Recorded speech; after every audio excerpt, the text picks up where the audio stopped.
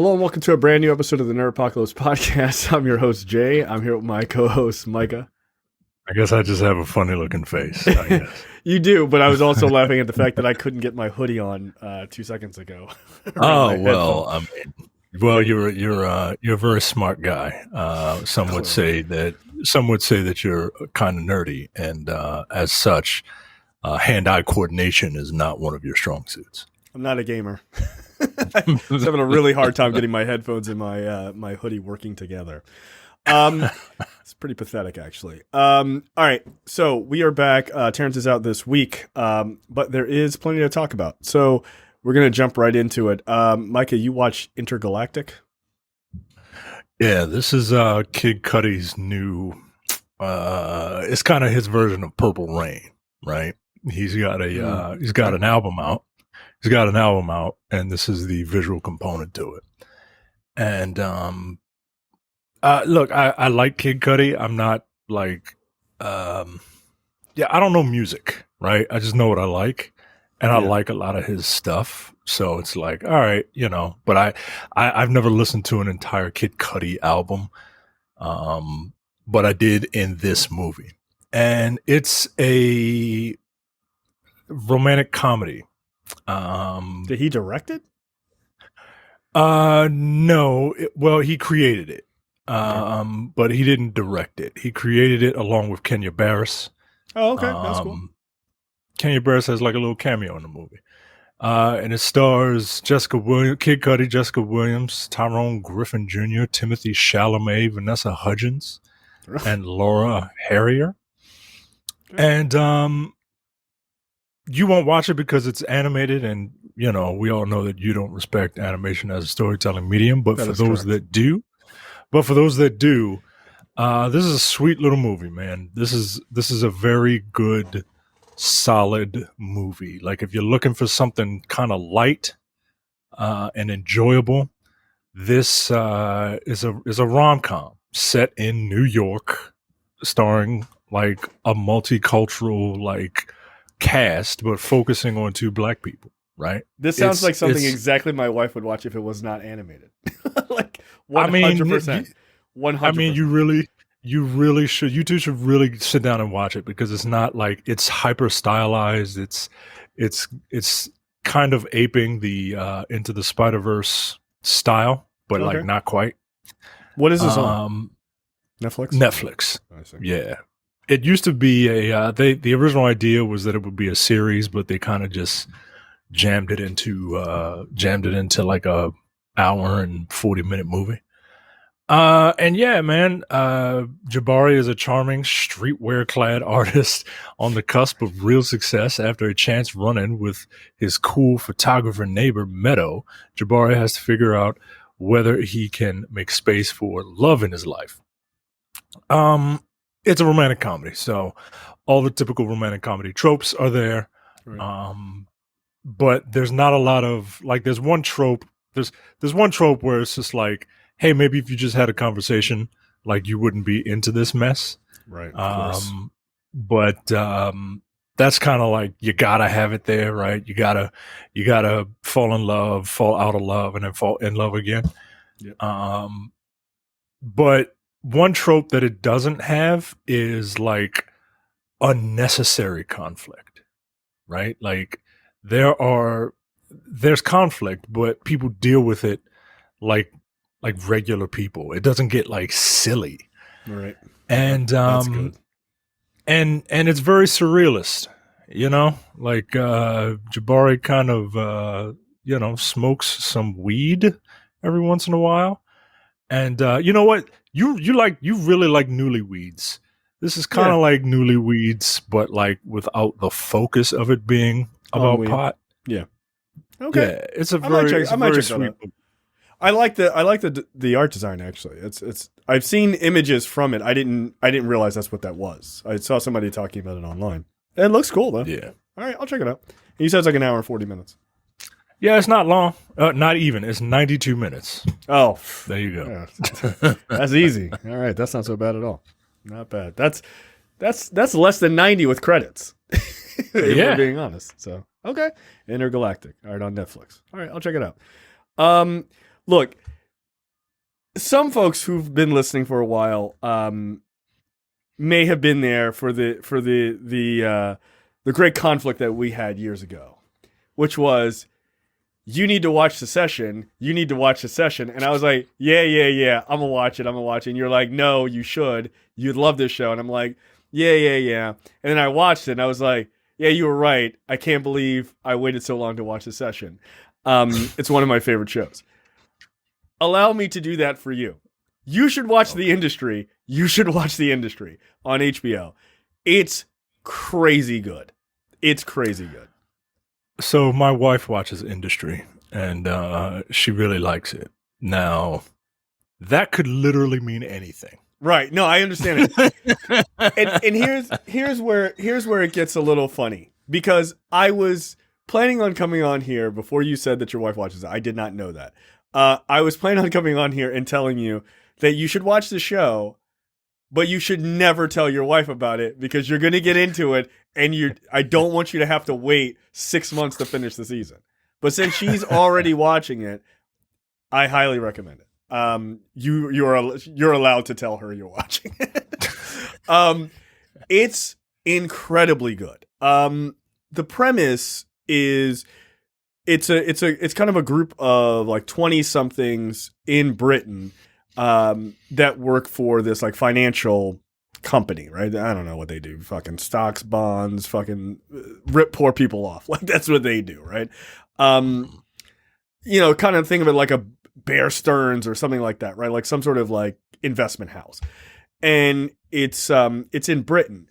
And the main character is this black woman from the US who goes to be an intern there, right? Like, so the group of 20-somethings that you follow, they're all like interns at this company, right? You're an intern for whatever amount of time, and then if you pass, like, if your boss is say like, yeah, this person could be a permanent hire, they bring you on as a permanent person, right? And it's sort of about like this idea of what it means to be at like your first real job, and like what that is to be an adult, but also like they're very much not very mature about a lot of things, and like they all sleep around and they still party really hard, but yet they like get super serious and have these very, very serious jobs. But it has like a mix of kind of Succession with like Wolf of Wall Street and like Boiler Room, that kind of like attitude. Everybody is kind of like slick, and then it's also British, and so there's like a bit of a fish out of water story. And the main character, Harper, her boss is I'm gonna find the guy's name. I meant to pull it up. But he's the guy who played Juntao from Rush Hour. Everybody knows him. Oh yeah, Ken Leon. Leon. He plays her boss, and he is fucking awesome in this show. He's great, and he's head of basically like their sales team.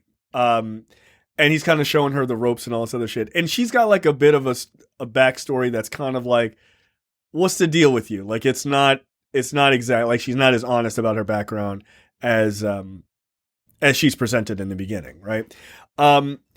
It's good, man. It's really good. Like, is your wife on season 2? Cause season 2 just ended, I think. I think when my wife finds a show, she mainlines it. Yeah. Like she like the only time she didn't do that is with Money Heist, because that shit is just like forever. But right. I remember her watching this, and it always looked good, but I just never got around to watching it, and she was just like, all right, well, I'm watching it without you then. Yeah, look, so I'm telling you, like, I watched I think I'm through the first 6 or 7 episodes, and I told my wife, I was like, you got to watch the show. And so yesterday we were recording a different show. And so I was like, just watch the first episode, see what you think. And then I came upstairs and she was already on the second episode. I was like, what'd you think? She was like, this is so good. Oh my God. Like, yeah, she burned through like 3 episodes already. It's great, man. Like, the first episode really pulls you into that world. Cause like some of the financial shit, you don't have a fucking clue what the hell they're talking about. Like, we're in an investment firm, but that's not what it's about. It's about like the shit that they have to kind of deal with in and out of work. Like it's fascinating. All the characters are really well done. Everybody's gray, which is what makes, like, to me, good prestige television. Is everybody is like kind of a piece of shit, but they all have like redeeming qualities to some extent, right? Like Succession, there's no good characters. Everybody is a great character, you know. So it just makes for very interesting television. But for folks listening, I highly recommend The Industry on HBO. It's awesome. So the second season just finished, but I'm more than halfway through the first season. So excellent, just excellent. Like, please don't lose this part of HBO. Please don't fuck up this part of HBO. Like, don't put on The Girl with Two Heads instead of this. Like please, like this is prestige HBO television. It will suck you in, man. That's great. It's really good. All right, good. Well, your boy's getting ready to go on paternity leave, so I'll need something to watch. You're just now going on? Ain't he 14 now? Well, no. Yeah, I don't want to go off on a rant on my son, but no, his little ass needs to go up there and learn how to go to sleep. I'm getting ready to go on it, so I'll watch it. Here's a quick kid story before we get started. I meant to start the show with this. So I took my daughter, we had a daddy-daughter day on Saturday. I took her to a trampoline park. She's been there before, had a great time, right? I sent you the video of her jumping up thing. I was like, yeah, basically Gwen Stacy right here. There you go. Right? We're about to leave, and I'm like, all right, you know, so the last time, you know, jumping off this one thing or whatever, and she's like, I just want to do it one more time. I'm like, you know what? Against my better judgment. All right, go ahead. Jumps off. She's laughing, having a great time. I'm like, all right, time to go. I pick her up. Time to go. Throws up all over the ground, all over me. I was like, I knew I should have cut it one time before. Like, just one jump too many. And I was like, yeah. And so me, you know, minutes later, shirtless in the parking lot, putting on a sweatshirt, trying to like throw my shirt in the back of the car. I was like, yeah, fatherhood. This is awesome. Oh God, that's funny. Yeah. So look, trust your instincts. If you want your kid to stop playing, do it right then. Just do it. Yeah, trust your instincts and don't be nice to children. Don't. That's the lesson. I want to do something. Shut up. You're not. So there you go. Let's talk about Andor. We haven't really had a chance to like kind of dig into this. You're caught up, I assume? Yeah. What do you think of this fourth episode? Is it the fourth or the fifth? I can't remember. Anyway, this episode was yeah, I guess it's the fifth. It was the fifth episode, and it was a bit of a storytelling, like a setup episode. It was a setup episode. Mm-hmm. The first three were kind of, there's a reason why they released the first three at the same time, right? There's one big episode. They were kind of three acts to one story, or to kind of get you in. It was the first three chapters of a book. And, you know, if you read the first three chapters of a book and you're into it, then you're probably going to be into the book. Right. Episode 4 was, the first three episodes, great. Episode 4, really good. Episode 5 feels like, you know, the team is kind of, all the pieces are being put into place. And I think episode 6 is probably gonna be a fun one. I like what they're doing with this. I enjoy. I think Star Wars is a big enough property. It's a big enough entity where you can have, you know, vastly different feeling pieces of media from it. Mm-hmm. And I don't, you know, you don't have to like everything, right? Like the kids can have their stuff, and you know, teens can have their stuff, adults can have their stuff. I think this property is ripe for it. I'm very glad that we're kind of focusing away from anything episode 1 through 9 related. At least directly. This is related to it, but like it's different. Right? Yeah, it's tangential, and yeah, it doesn't feel like Star Wars. It feels like I think you said a couple weeks ago. It feels like Blade Runner. It feels it feels like hard sci-fi, and this is the type of stuff that I like. Yeah, I'm really enjoying it, and I've been wanting to do a rewatch of Rogue One. Yeah, I'll probably do it. I have a blast with that movie, and I'll probably rewatch it once Andor is just kind of done. Yeah, because apparently this leads like kind of right up to right where that movie starts, from my understanding. Yeah. Like if we're all gonna base this around like this big, incident, right? Like I've heard the comparison that everything involving the Death Stars and the war that takes place after episode 3 is kind of like this universe's World War II, right? Like that's why they keep coming back to it, right? And that makes sense, right? Like there are plenty of stories to tell about World War II. Lord knows we have tried to tell all of them in this country. And so I get that. And I just feel like I don't know. I just appreciate the war part of Star Wars. Yeah. I mean, like that, those scenes in Rogue One where like they are kind of like running. It's been a number of years since I've seen it, but like they're running on the beach and like they've got like the siren going and everything. It feels like a war movie. It feels like a war, man. Yeah, and you're just like, oh shit! Like this feels very different than lightsabers in space. This is like quite literally on the ground type of action. Yeah, look, I think Andor is really good. I can 100% see why an average Star Wars fan would maybe not be enamored by this because it's not fast paced. It's not quick moving. It has the politics of it, but not in the same goofy sort of way that the prequels had.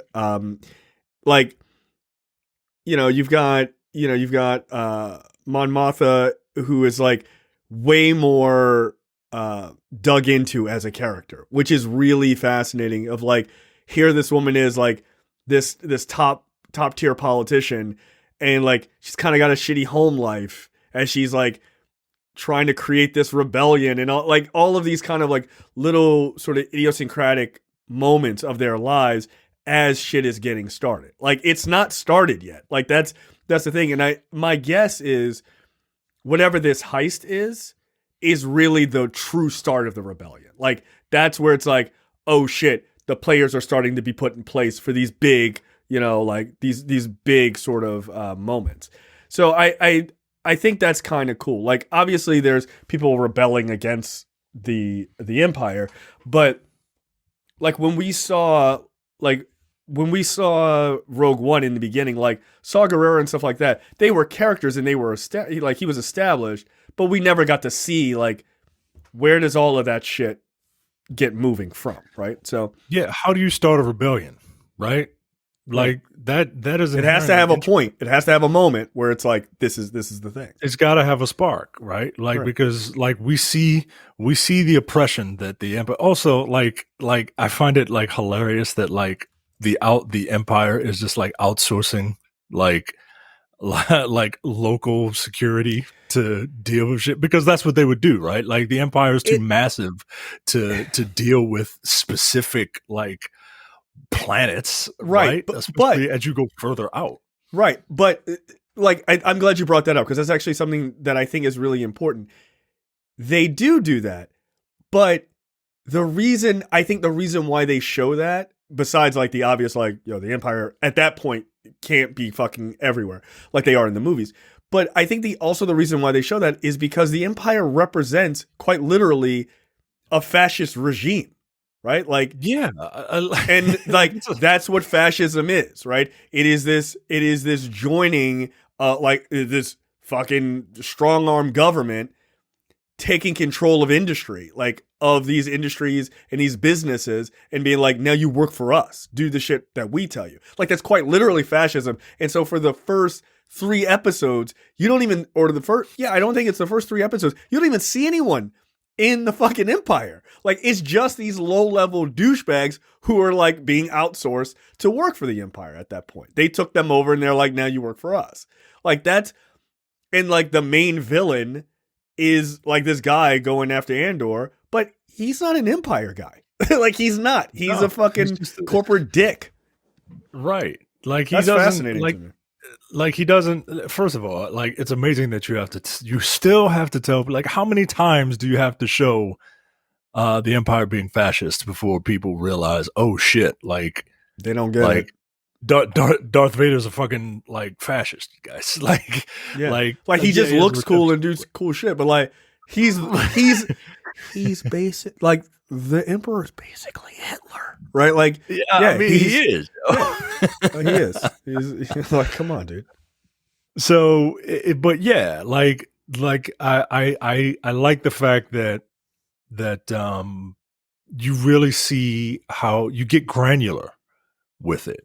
Yeah. And that fills out your world, and that makes your world like it makes it more believable, which sounds ridiculous, right? Like, there are speeder bikes and fucking laser guns and shit, but no, it makes it more believable. And yeah, man, I'm really digging it. I'm very excited for episode 6 because that's the halfway point. Mm-hmm. And I expect episode 6 to just kind of come out swinging. And yeah, man, like, you can't help but to see parallels because that's what good art does. Yep. It imitates life. You can't help but to see parallels in that and real life, right? Like, all of the stuff, like, we're obviously not overtly oppressed by, right. So, but you can see sparks.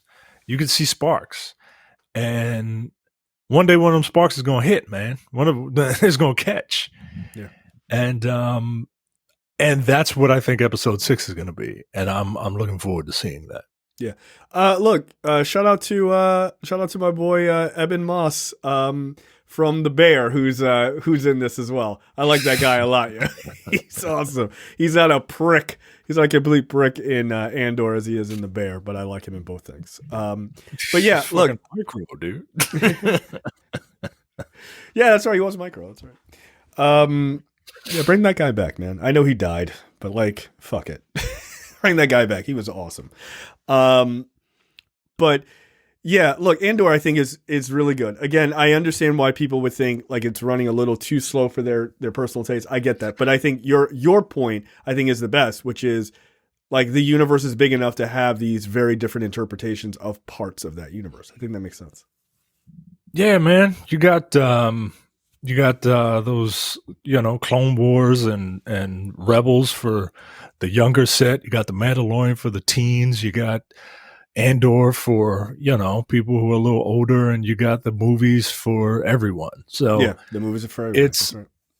So yeah, man, I'm digging it. Yeah, more of this, more of this. There you go. The latest episode of She-Hulk, the penultimate episode. Best in show. Best of the series, in my opinion. Not just because Daredevil was there, but because I thought the writing was better. LeapFrog was there. Yes, because I actually enjoyed LeapFrog. I thought he was great. What a ridiculous character he is. That's exactly right. He would be the son of a rich person. Like, that makes all the sense in the world. Which is kind of like, I mean, they're also kind of playing it even off of like a Batman type of thing, right? He's got like the lily pad is his bat cave. I mean, it's like, it's just ridiculous. But I liked it. I thought the writing was much better in this episode. But I like I mean, obviously the big thing is the introduction of Matt Murdock, / Daredevil in the MCU, like in the costume. Yeah, look, it looked good. It looked good. I'm not as much of a fan of the yellow, but I think the costume still looked good. His portrayal was exactly what I want in an MCU Daredevil. He's funnier, not ridiculous. He's still a serious character. Does more ninja like acrobatics, and he can still kick the shit out of people. That's all I need. He's using the cane more and shit like that. That's all I need. Give me more of that. Yeah, I'm not looking forward to the discourse when Daredevil Born Again is not like just gushing blood all over the place. Right. Not every Daredevil comic is like a Max comic, guys. Right? Like the vast majority of them are not. Right. So, look, I agree with you. I think this episode was great. I think this episode was great primarily because it advanced the story that they're telling. Yeah. I can appreciate last week's episode, but it felt like a filler episode. Yeah. The important parts were at the very beginning and the very end, when you find out that Josh is who we thought he was. Right. I like the fact that this advanced the story. I appreciate the homage to Daredevil's original costume. I never need him to wear that shit again. Yeah, and he won't. Like he won't. That was his LA outfit because he flew out to take care of homeboy. Right. He'll be back in the red. You think so? When he gets back to New York. Oh yeah. I think that was just like a one-off. Primarily because you got to sell toys. Yeah. Okay, that's fair. You're probably right about that. You're probably right.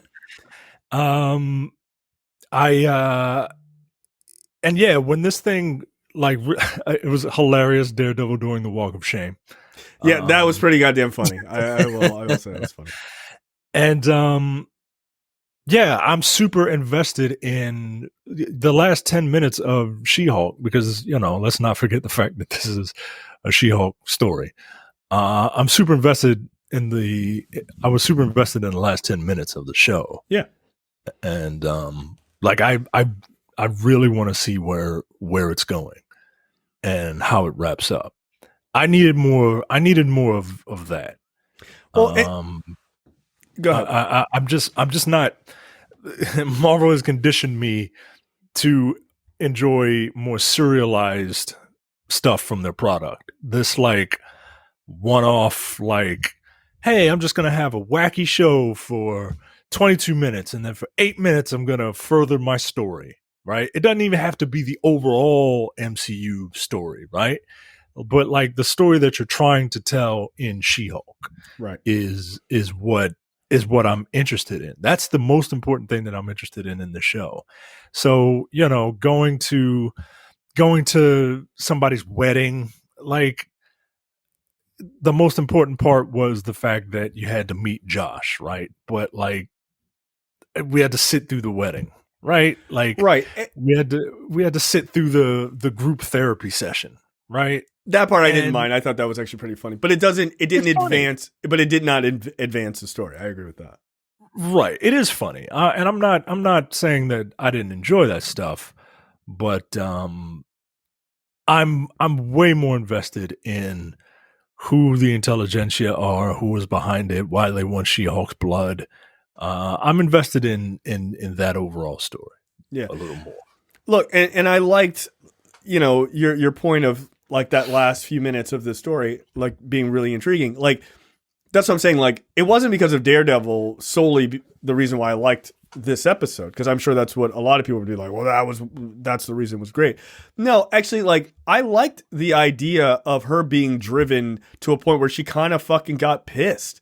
And because she's been pretty cool, throughout the entire series, and someone was able to push her to the edge and basically do these terrible things. I mean, they basically put up kind of revenge porn, and it was enough to really light her ass off, where she destroys the giant screen. And it goes back to what Hulk said to her, that Bruce Banner said to her in the first episode, is people will see you as a monster. And you're going to have to learn to deal with that.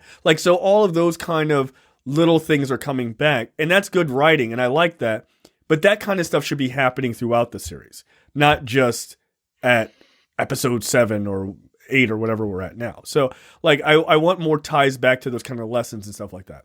And like I said last week, why I figured Daredevil was there, which was, hey, fight him in the courtroom during the day, kick the shit out of him at night. That's what I do, vigilante type stuff. And that was what he imparted to her, which made all the sense in the world, right? That's what he does. They're both lawyers, and then they bang. So, good for them. Yeah, like apparently She-Hulk is the only one that's having sex in the Marvel Universe, right? Because like the Marvel Universe is pretty sexless. Like, not her. No, she's getting it in, and she's like, oh, I'm single and in my 30s. I'm having trouble. No, your body count is pretty high in relation to the rest of the MCU. Oh no, she's doing much better than everybody.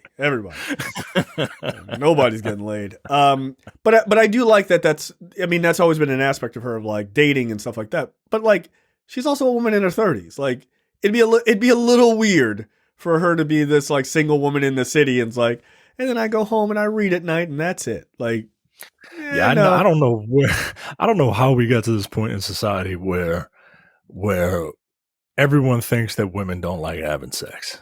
That's because they don't like having sex with y'all. I think that's what it is, guys. If you just normalize women like taking agency and having and just like maybe wanting to have a one night stand, maybe you could get some a little more than you too could be that lucky. Do. Right? Like I never understood it. I think it's a fundamental thing. I never understood like dudes like back in the day being like, let's make these women feel. Let's make them feel terrible about wanting to have sex. What are you doing? Like, dude, they want to have sex with us. Shut up. Like, we need to write this down in a book. Don't do that. Like, you assholes. Thanks. Just shut your mouth. We could have been having a great time this whole time. But yeah, no, I think this is a really strong episode. I like that. Like, Daredevil was like going to work, man. Like, there were some good fight scenes. Like when he jumps off the parking garage, like it was some cool like sort of acrobatics and stuff like that. I dug that. That looked good. And you also got to see She-Hulk like in action, like, which was nice. She made quick work cause and shit. Yeah, but she made quick work of Daredevil quite fast. It was like thunderclap, knock it off, give me your helmet. It was like, nah, yo, we're not playing all these games, which I appreciate. Like, nah, yo, they're not gonna go toe to toe, and it's gonna be you're not gonna even tussle, yo. Like I understand Daredevil is a badass, yo, but like he ain't strong, like, right? He just don't have fear, yo. Like he just is like you a blind dude with a gym membership, yo. Like, knock it off. Right. She's a superhero. Like, let's not get ridiculous. So yeah, I was pretty happy with this episode. So certainly a lot better than last week's in my opinion. But I agree, like, advance the story. And so there's a number of things that could be happening in the season finale. I've been seeing some theories. I won't say them here. You can look them up for yourself.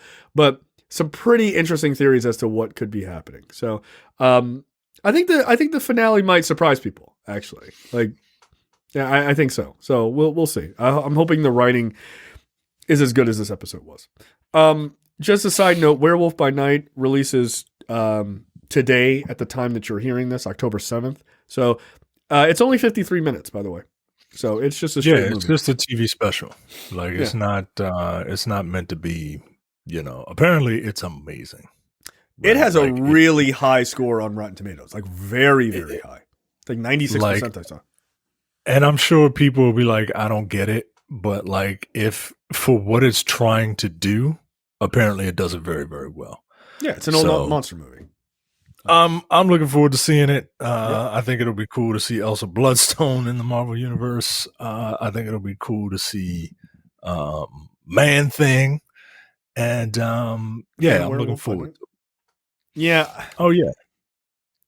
So I will put in we have a Discord, and we have a Werewolf by Night, like, spoiler group. I will put the spoiler tag on it so it's covered for other folks. I will put in the thing I know about this show before it comes out tomorrow or today as you're listening to this. But I'm going to put it in right now so that you could read it and you'll know if I was correct or not. A thing that I've heard for a number of months, which I'm pretty excited to see people's response to it, actually. All right, so let's jump into topics this week.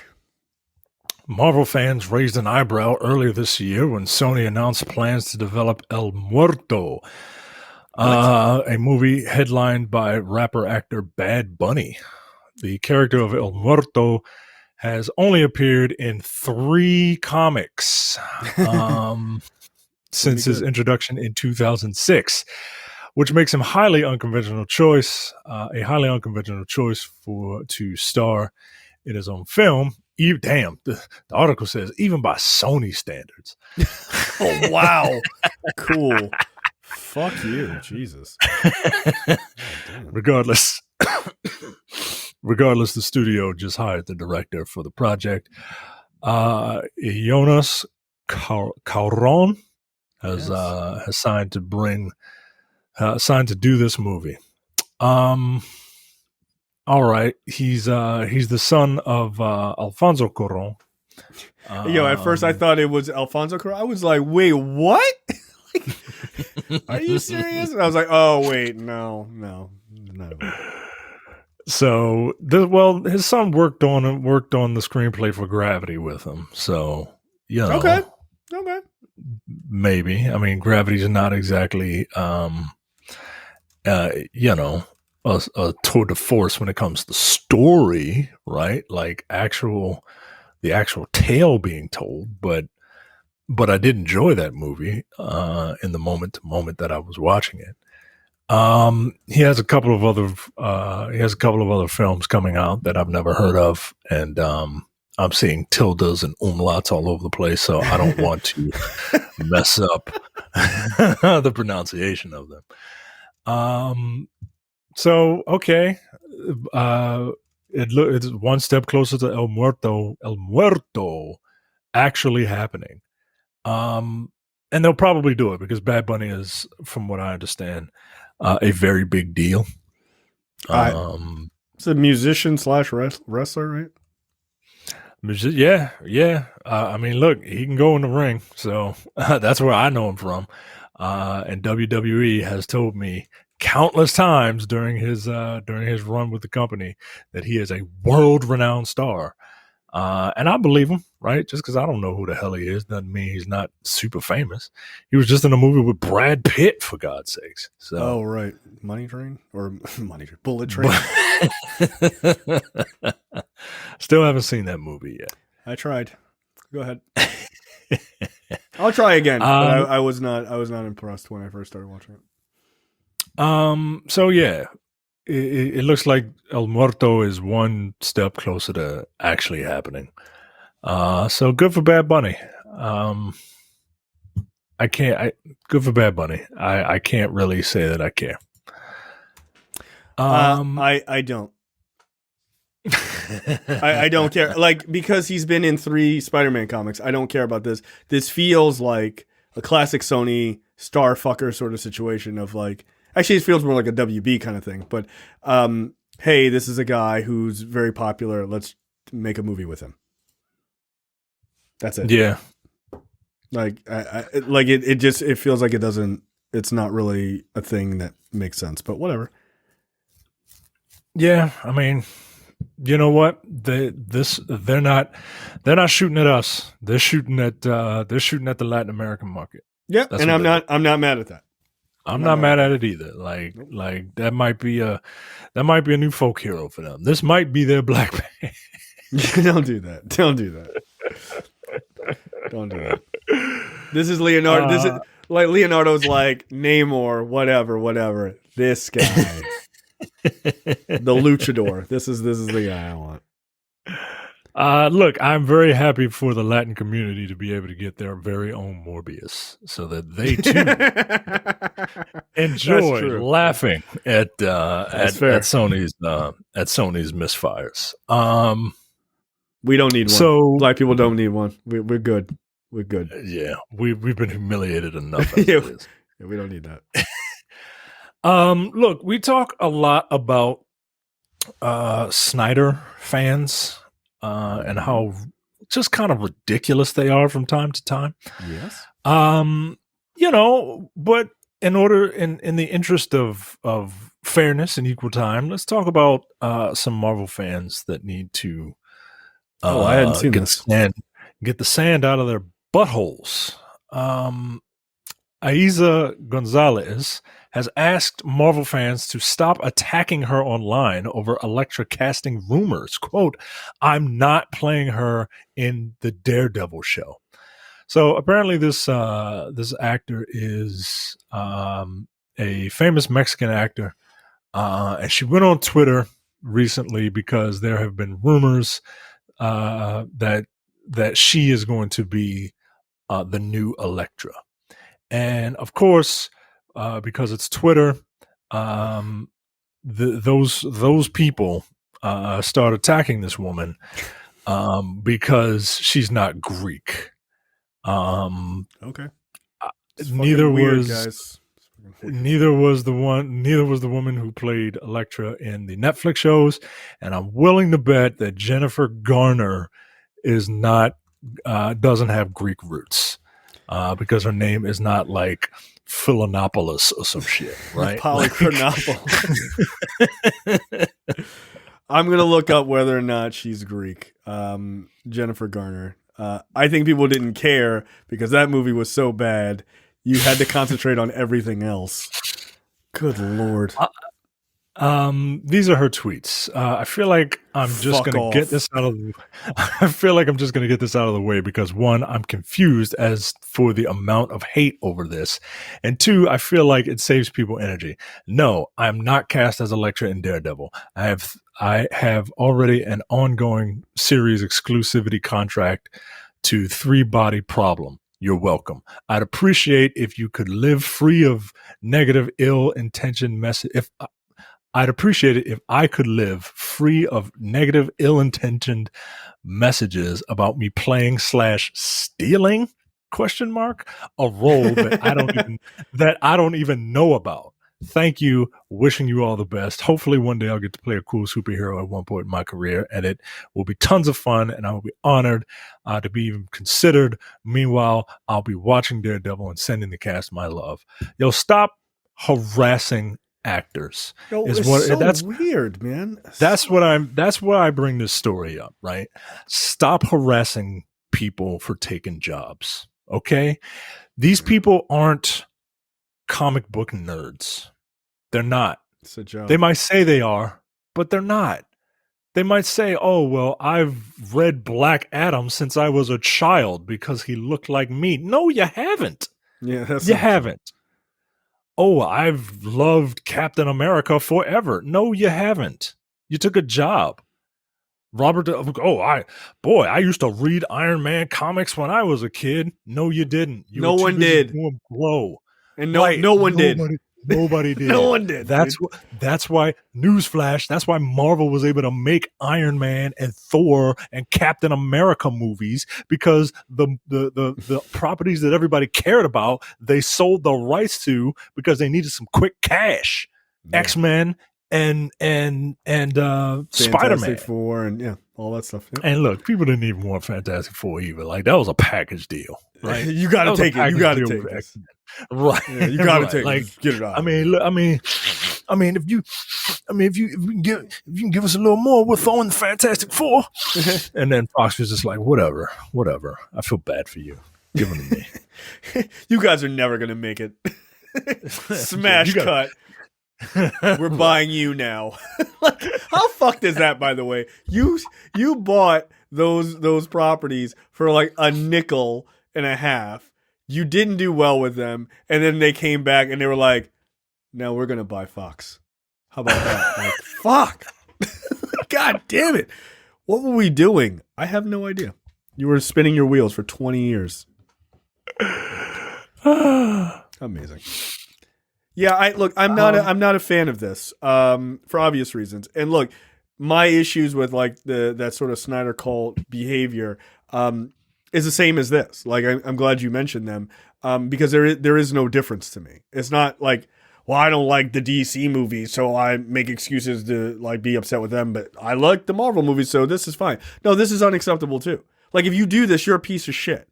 Leave this woman alone. She's not even cast, right? She's not even the fucking role. And even if she was, leave her alone. Like, she is an artist doing a job. Now, do I think that role should probably go to someone of Greek descent? Sure. Okay, absolutely. If she got the role, am I going to be like tweeting at her like, you vile bitch? I can't believe. No, You what the fuck? stole this from some Greek actress. Like, One, guys. relax. Come on. Shut up. Okay. Two, you don't care about Elektra at all. Nobody does. You know how I know? Because y'all motherfuckers weren't even that mad at that horrendous interpretation that Netflix did. It was awful. It's offensive. Yeah, look, I don't think this is cool. I don't like people harassing actors for roles that they take or are rumored to take. How fucking much of a loser are you to do that? Leave people alone. Just leave people alone, man. Look, you don't want to see it, don't see it. I get that. You want to be mad at a company, let's say she was cast, and you want to be mad at Marvel for casting a non-Greek actress. That's cool. Send your tweets at Marvel. But don't harass the actress like that. What the fuck, man? That's just taking a job. Like, that's not cool. That's really, really a gross behavior. Like, pull your head out of your collective asses. Like, stop that shit. So, Please. I had another story next up because I heard them talking about it on the Frank Ski show. So this must have been a slow news day. Velma's officially a lesbian. What we all suspected is officially true. The new ScoobyDoo film has officially canonized the fact that Velma is in fact a lesbian. In the article that I have here from Variety, they have the meet cute of Velma and Coco Diablo. Coco Diablo. And she is just immediately smitten. Coco Diablo is a brown skinned person with blonde hair, so I'm not a fan, but that's neither here nor there. Wow, what a bigot. What do you think? Yeah, I don't like black people with blonde hair, yo. Like, I mean, I don't hate y'all, but like, I don't know. It's off-putting. It's off-putting. You look like the negative of a white person.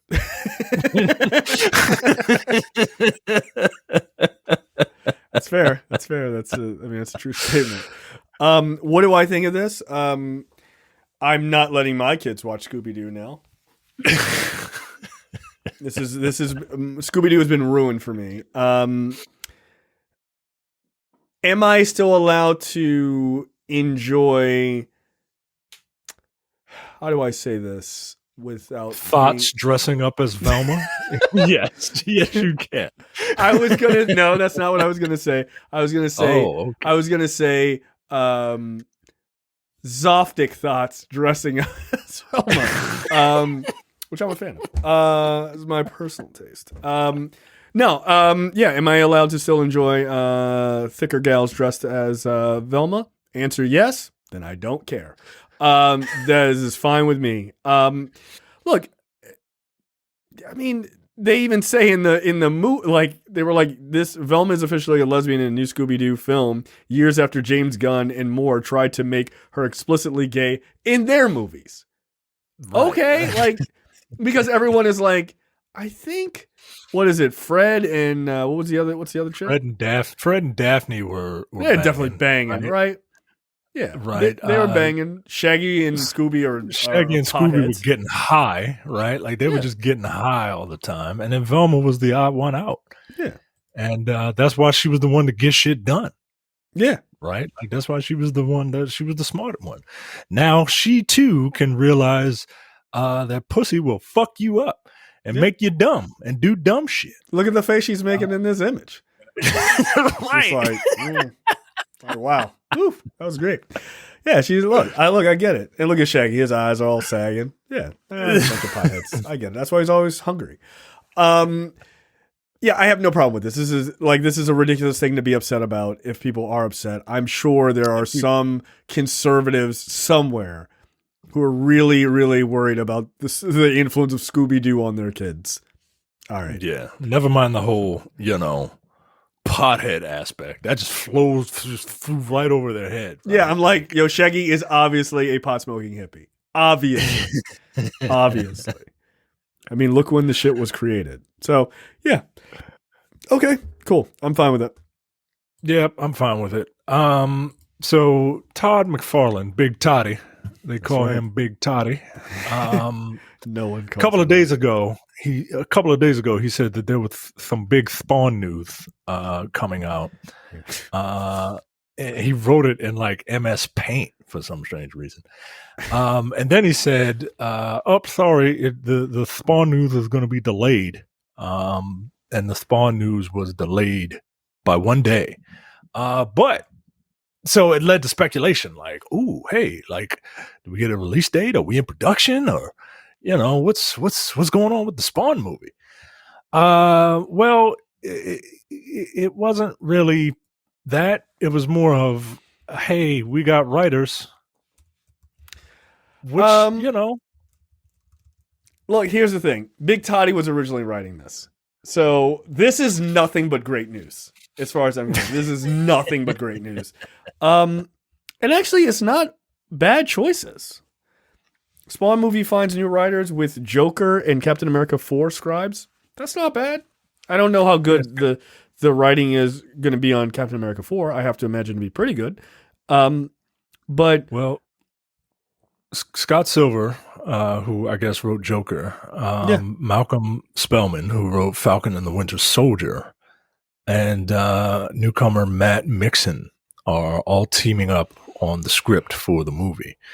I feel like that's one too many people. I feel like the best movies have two writers. Well, it depends on if one is writing the story and then like two are doing the actual screenplay. That sometimes happens too. Yeah. So yeah, I agree. Like, you kind of want really two people max working on the actual screenplay. So we'll see. Look, Joker is well written. It's actually very well written. I don't give a fuck what anybody says about having issues with incels or whatever dumb shit they're still on. That's a very well done film. Like, it just is. Whether it was needed to be done, whether we need a sequel or whatever is a different question. But it's a well done film. So Scott Silver being on that, I think that gives it hope that like you could actually at least have a good story. Jamie Foxx is still attached to star in this, which is fucking wild to me. I'm surprised he hasn't moved on. But okay. I'm also surprised. Like, I have to imagine that you're doing this because you want it to be a franchise, right? Jamie Foxx is what, in his 50s? I mean, he don't look it. He's like 50 years old. No, he doesn't. He looks great, actually. He doesn't look it, but I figured you would probably want to try and get a younger actor who could who you can kind of franchise. But I mean, he's going to be caked up in like burn makeup, probably, right? Or the suit. So let me ask you a question, because Brad and I were talking about this on Dense Pixels of all things, because someone mentioned the Spawn Batman crossover that's happening. Wait, what? And yeah, in the comics, there's comics. Okay. Yeah, I thought you were in a game. I was like, what game? No, not yet. Anyway, so they and we kind of pivoted on what are your thoughts on Spawn? Like, Brad is not a Spawn guy because he doesn't like black superheroes or some shit he said. I don't know. Wow, what a fucking line. Jesus Christ, Brad. You are a disgusting racist. I thought Brad's racism only extended to the Inuit community, but I see he's branching out. Well, he thinks that Al Simmons is Inuit, so then he was like, I fucking don't like that guy. Like, wow. What are your do you have any opinion on Spawn? I feel like Spawn is very much a product of the 90s. And look, I like Spawn, but I don't like Spawn, right? Like I like Spawn because I think Spawn is He looks cool. I think Spawn looks cool, right? Yeah. I think Spawn looks dope. What is that toy? Is he wrapped up in, was that fruit roll up? What do you got there? I have a custom Spawn cape for all of my toy photography needs. But I think that just kind of I feel like Spawn, like the fact that he looks cool is the only thing that I like about it. Like I loved that HBO show. I've never watched past the first episode of that. Really, it's a phenomenal show. Obviously, right? Obviously, it's animation. You don't respect. Yeah, I was like, I was like, where are the real faces? What even is this? No, I started watching. Yeah, I started watching it at work, and then I was just like, I just got pulled into other things. No, I've heard nothing but great things about it. Look, I'll watch anything if it has good writing, and I've heard it does. Here's my thing. Spawn looks very cool. Spawn's sort of universe I've never quite fully understood. Like there seems to be a lot of like time jumping, and there's like different spawns for different eras, right? Like isn't that the whole thing? I don't know how Spawn works in the modern era, right? Like that's my big thing.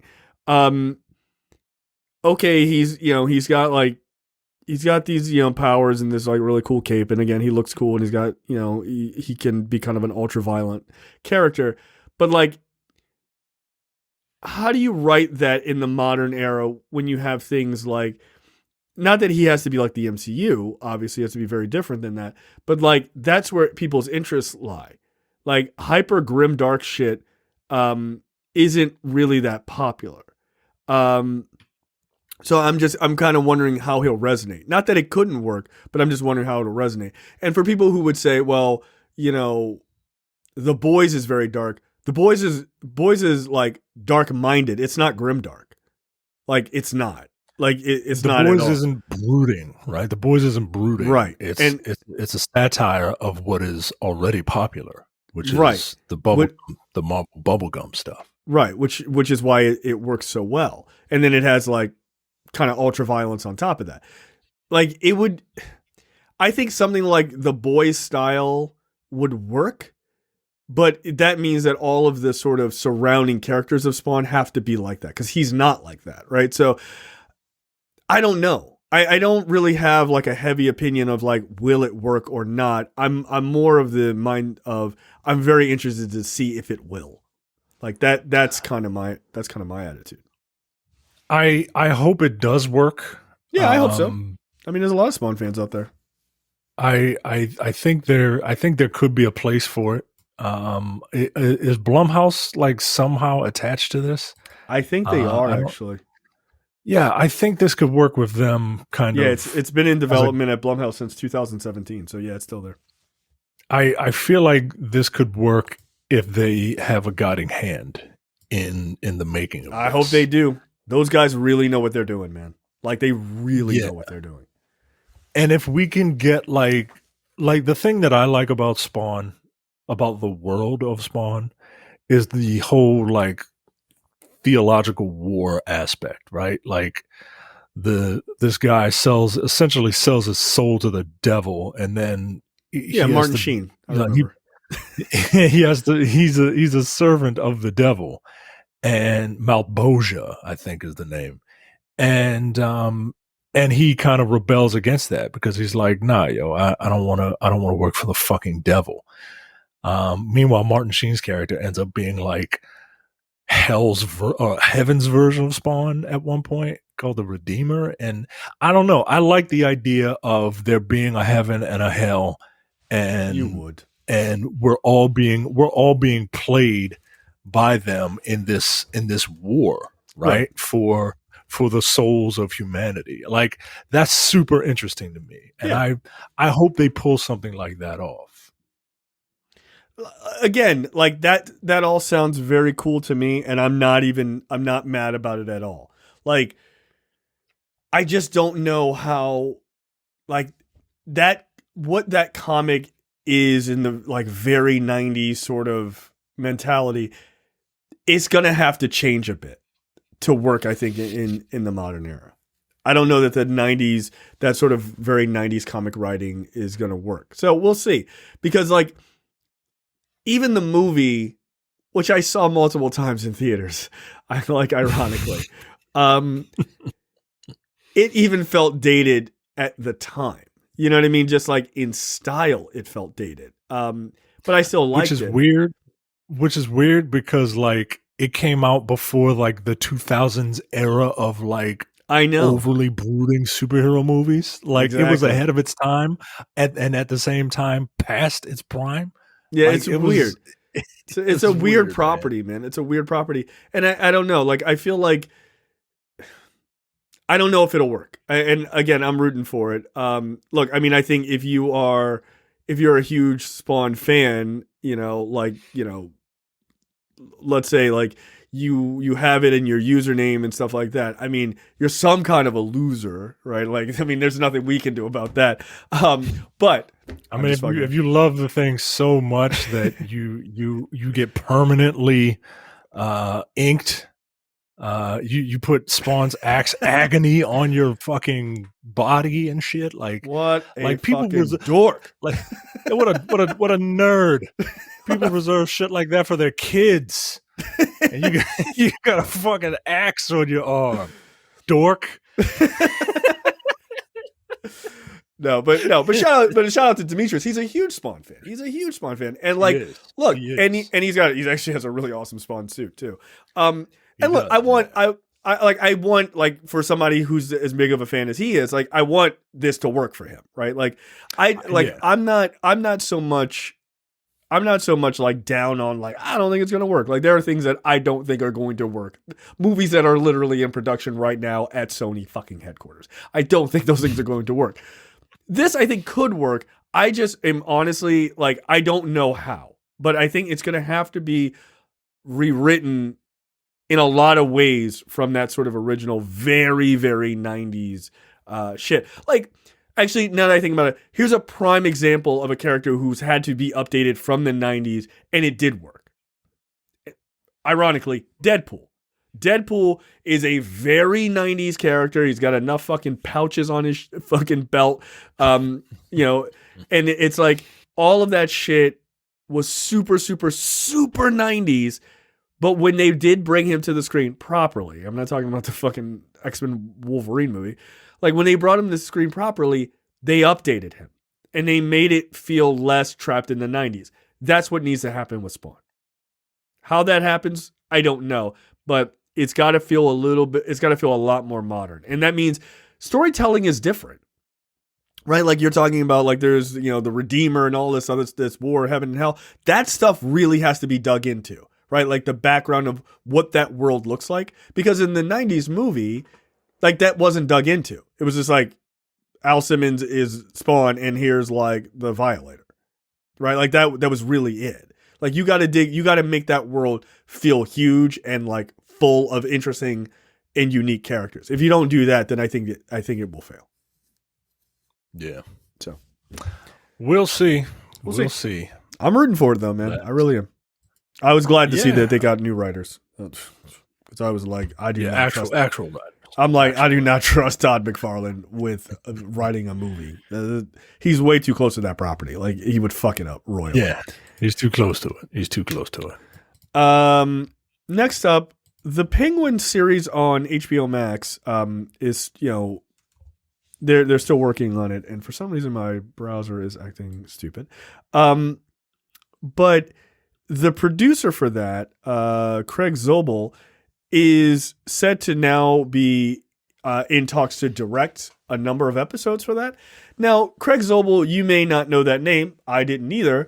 But he's the guy who did Mayor of Easttown. That bodes very well for that show because people wanted Matt Reeves to come in and direct that. And look, That'd be awesome if Matt Reeves wasn't already incredibly busy, I'm sure, working on the next Batman movie. But to have Chris Zobel from Mayor of Easttown, which if you've not seen Mayor of Easttown, that is some premium ass fucking television. Holy shit.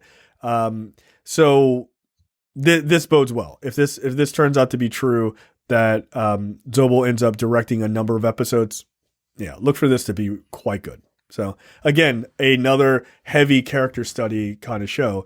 And look, Colin Farrell would be back as the Penguin. Works for me, man.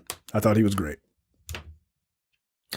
Yeah, I think this is one of those things that has to come out for me to get excited for it. Like, I like that Batman movie, but I haven't rewatched it. I don't really. You don't want to give up 3 hours? Yeah, I enjoyed the world, but I don't really want to go back to it. At least not right now. Right. And certainly not with no Batman.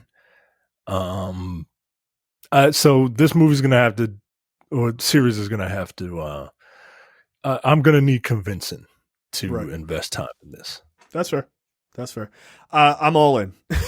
Like I love that movie. I think it was fucking exceptional. And I really liked Colin Farrell's portrayal of Penguin. I thought he was great. I'm interested to see where they go, which I assume would be, here is the universe post the movie and shit has gone left in all of Gotham, and here's where Penguin starts to kind of consolidate power. And maybe he has a couple of gang wars with some other people, which is kind of fun. So, yeah. All right. I'm definitely all in for that. I think if it was a different gangster, I think if it was a different one of the gangsters, like I enjoyed Colin Farrell's performance as the Penguin. I'm just not a fan of the character. My favorite Batman gangster is Two-Face. I would, I don't know. Maybe you get other gangsters in this. Yeah, and again, this is another, like, that's the thing that I really appreciated about the Batman, is it dealt with, like, that Batman has the best Rose Gallery in all of comics, right? Yep, absolutely. But a lot of those consist of, like, he's got a very good mix of, like, regular gangsters to serial killers to supervillains, right? To weirdos, right? And that world is so big. Like, I feel like we can kind of focus more on the gangsters and the serial killers, which, to be fair, that's what the Batman did, than some of the big names, right? Like isn't Matt Reeves thinking about doing Mr. Freeze? He said he would like. He says he would like to. So, I mean, I like Mr. Freeze, but I don't know. Yeah. This world felt very grounded, and now we're getting ready to introduce a cold gun into the mix. I mean, there's a lot of talk that it's going to be Hush. So who knows? I don't know. Yeah, I mean, that would be cool, but, like, to do Hush properly, you kind of already had to set it up for me. You know what I mean? Like, yeah, and also the first movie kind of felt like the Hush story anyway. Yeah, kind of in like a twisted way. Yeah, like, because the Riddler kind of thought that he was Batman's friend, whereas, like, Hush was actually, spoiler alert, Batman's friend. Except if you watch like that. Except if you watch that animated movie. If you watch the animated movie, then Hush was the Riddler, which is fucking weird. Yeah. I guess they wanted to change it to, change the story or whatever, but I don't know. We'll see. We'll see. I'm going to wait and see. Yeah, that's fair. Speaking of not waiting, someone who is not going to wait and see, Trevor Noah is departing The Daily Show. After 7 years, I believe he was on. Look, I'm of two minds of this. I like Trevor Noah a lot. I think he did a good job on The Daily Show. I think he had really, really large shoes to fill. I also think late night comedy, political comedy, is fucking dead. I think 4 years of Trump has destroyed like making fun of it because it got so fucking absurd, and the problem seems so serious now. Like it's real life is stranger than fiction, man. Yeah, and it just like how can you? There's only how can you lampoon, someone who's already a buffoon, right? Yeah, it makes it hard, and it's like, okay, if you go too hard on the other guy, like I can see the logic. Like you can't lampoon a buffoon, right? Because it's like whatever you say, you're basically just playing clips of the guy. Like, look at this idiot. Like don't really have to do anything. It's easy. And then if you slam the other guy too hard, you can end up disillusioning people, thus allowing more buffoons like that guy or that particular buffoon to get back in and do real damage, right? Like, so it's like you have a responsibility. We're back during like Stewart's run. Like you could shit on both sides pretty soundly, but you kind of knew like everything would generally be fine. In the specifics, they would be difficult, obviously, from one side or another, but like they would generally be okay. Like Mitt Romney becoming president or Barack Obama being president, democracy isn't going to be destroyed, right? Like that's not the case anymore. But I think like, people were like, well, Samantha Bee, she's gone. Like there's really no other sort of late night political comedy. I think it's just kind of dead. I don't know that I don't know. Maybe it will come back, but I think it's just kind of a genre right now that's just fucking toast.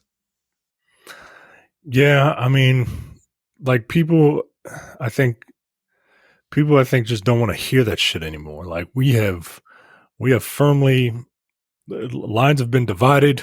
We are in our tribes. There are so many other people doing it. Yeah. And they're doing it in a way that it is incredibly easy to find people who, quite frankly, aren't as talented, are nowhere near as talented as Trevor Noah, but they're saying things that he can't or won't say. They're speaking directly to a specific audience. And it's so easy to find that now. Yeah. That people who are center left, center right, somewhere in the middle want to give it to everybody. Like there's no place for them. Yeah. I'm shocked that Saturday Night Live is still doing like political, like they're still doing Trump jokes, right? Like, yeah. Why? I don't know. Well, because they found a guy that does a bang on Trump impression. That's why. Oh, really? And they, oh yeah. There's more to an impression than just sounding like someone. He sounds like him. He has all his mannerisms, the way they write his character. He'll go off on tangents and it's hilarious. I'll send you a clip. Okay. It's pretty fucking funny, but it's also like, 3 years too late. Yeah. Hopefully. Hopefully that's we don't need a resurgence. Thank you. Trevor Noah's a really good stand-up. But I can't say that I enjoyed his run of The Daily Show. It's okay. It's all right. He would get very good interviews, and he could interview well. Like when it's time to be serious, he can do a serious interview and then pepper in some jokes. But yeah, I don't. John Oliver is the only one that I think is doing it well. Yeah, I actually agree with that. Oliver's still crushing it, but even Oliver, like, I don't find myself like running out to watch his show anymore as much as I used to. I just think it's kind of dead. I think it got oversaturated really fast. Like, I think Stewart was nailing it, and people, like anything else on TV and movies, it's like, oh, this thing is working. Let's make 17 copies of it. And then they were like, they just became lesser and lesser quality. And then eventually you get down to really shitty stuff that's like Grant Gutfield or whatever that asshole on Fox News is, right? He's trying to do the conservative version and it stinks, but it's the most watched show in his time block, right? Like at 10 o'clock, it's like the top show in the country because conservatives are just like, like you said, he is speaking directly to me. He's not trying to get to everybody. He's speaking directly to hardcore right-wing conservatives. So it does incredibly well. And that guy sucks. Like, that guy's not funny. So, and not just because he's conservative, like just because he fucking stinks as a comic. But yeah, I just think it's kind of dead. I mean, do people still watch Bill Maher? I haven't since he called himself a house nigger, and I was like, I'm out. I see. I watch his final thought or whatever it's called. Mm-hmm. Because I'm curious, right? I'm always curious because he's very much he calls himself like an old school liberal, as if that's something to be proud of, right? Like, right. His big thing is like, you changed, I haven't. Like, no, that to me says you haven't evolved, right? Like you should be changing and evolving on topics, dude. That's fucking madness, right? Like that is madness to me. That is madness. But occasionally he does have I don't want to call it a rant, but it's like a rant. It's like a monologue at the end of the show where he makes some point. Yeah. And depending on the topic, I'll watch it and I'll either agree or disagree. Like the last one that I saw was about you. Are you aware of the Boston Celtics head coach and what's going on with him right now? Yeah, it's like he was cheating on his wife with some other person in the office. Yeah, he had a consensual relationship with another employee of the Celtics organization. And they decided to suspend him without pay or whatever. And Bill Maher's commentary on that was like, "Hey, why shouldn't we just let coworkers have sex with each other, right?" And I'm like, "Yo, there's more to it than just people wanting to bang, yo. Like, yeah, it was consensual, but like, there's a power imbalance there, right?" Yeah, that's why they don't allow that, dude.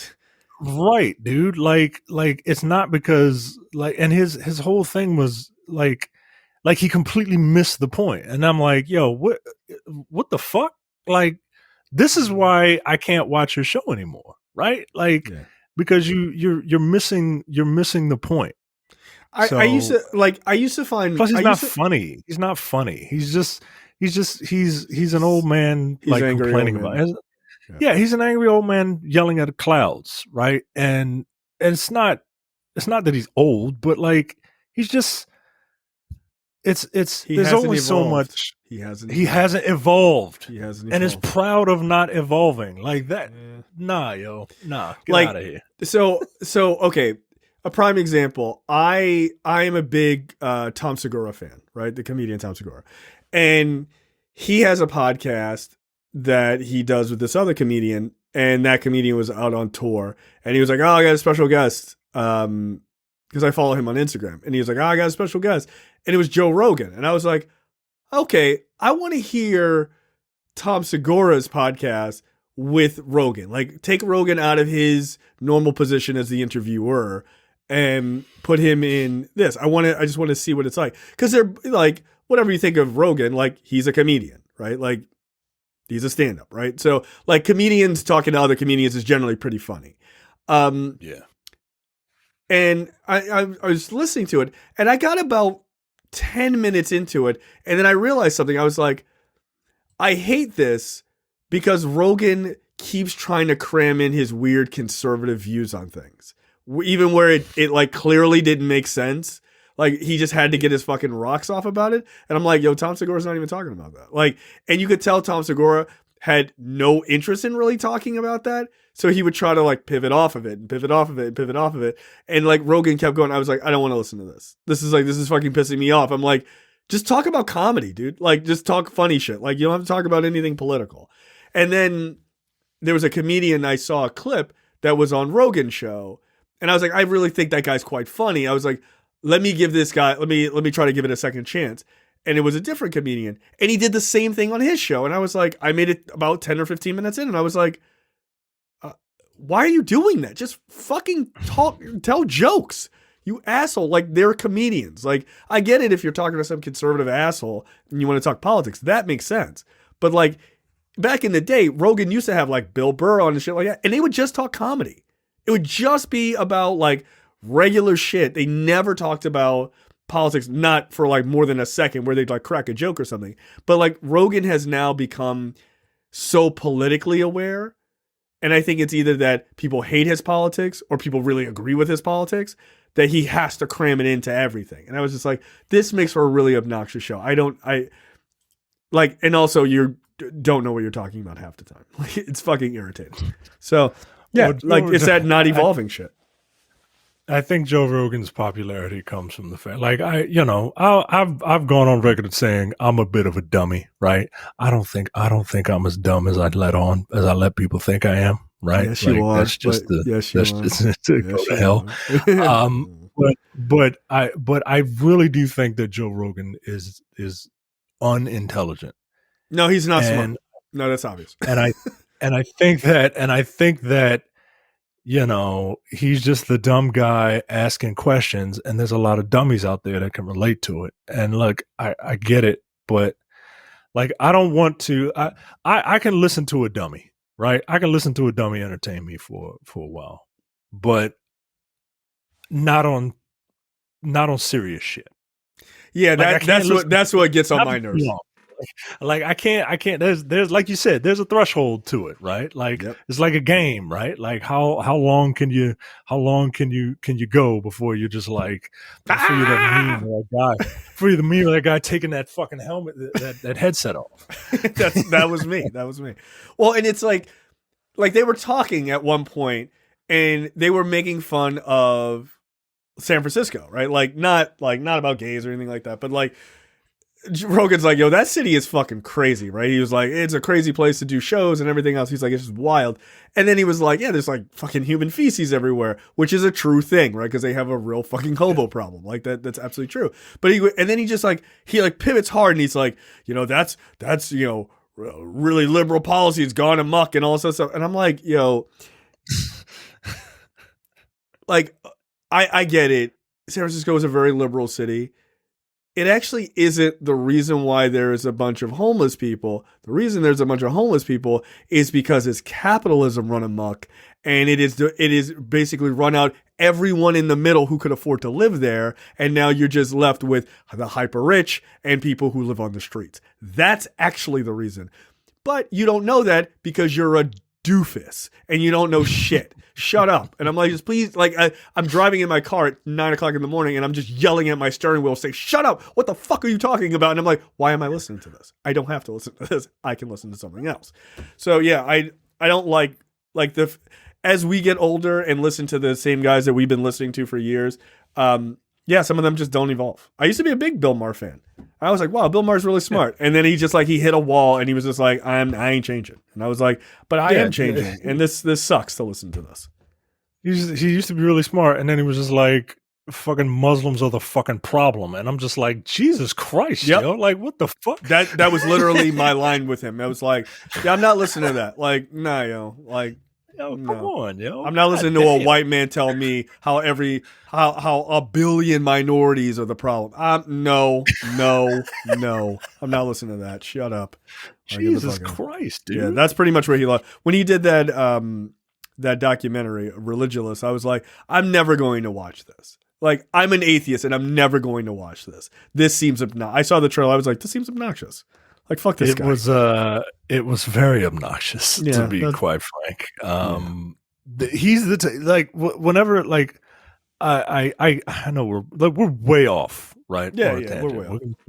But I did watch that movie because, like, I'm not afraid to, like, watch shit that I don't agree with. Yeah, and I knew what was going to happen with that movie, but that movie just kind of rubbed me the wrong way. Like, I'm not mad at it. It just is like, all right, dude. Like, Okay. Like we got it. But- Like we got it.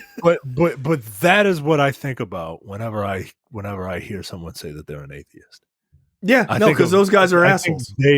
I think they are like Bill Maher or Bill Maher light. Yeah. And that's the thing that just is like, damn, like you're proud of that? Like you're like, Yeah. and I know it's not all everybody, right? Like I get it, but Not all atheists, Micah. Hashtag not all atheists. Yeah, and look, I mean, in fairness, when I hear someone say they're religious, I just assume they're like Creflo Dollar or Joel Osteen. All of you, right. Like that's fair, right? like the extremes got everybody fucked up, man. They do, Whereas, and that's true in everything. It's true in everything. Joel Osteen and Bill Maher sitting in a room. That's our entire fucking society.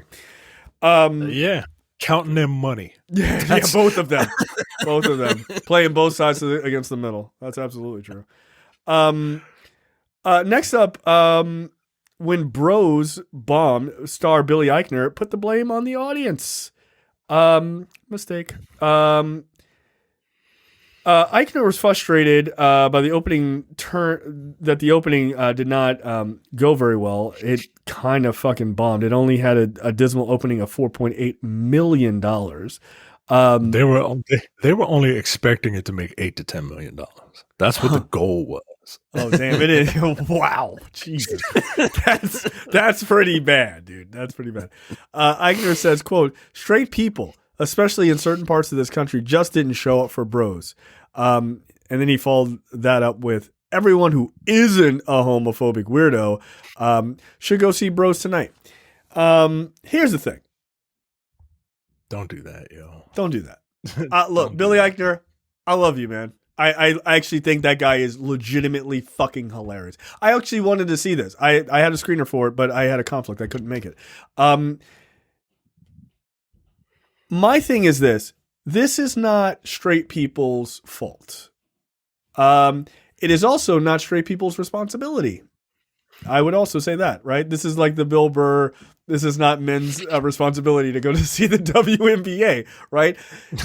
This is not straight people's responsibility.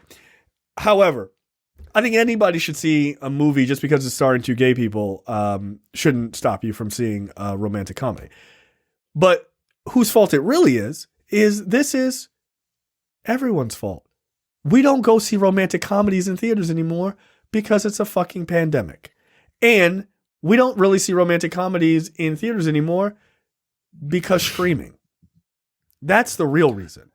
So there are a number of reasons why this bombed. The ones that you mentioned are Paramount, but this is also a huge marketing problem.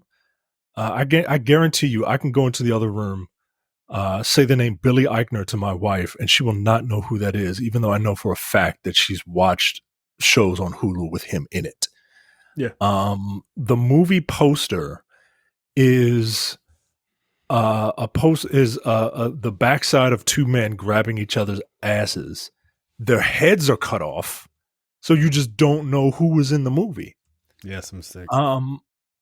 I have not seen. I think I've maybe seen one TV spot for this movie. I didn't even know it was out yet. Like, the only reason I knew it was coming out is because I saw that Billy on the Street where he was trying to get people to, watch it. Right. The marketing for this movie was dismal.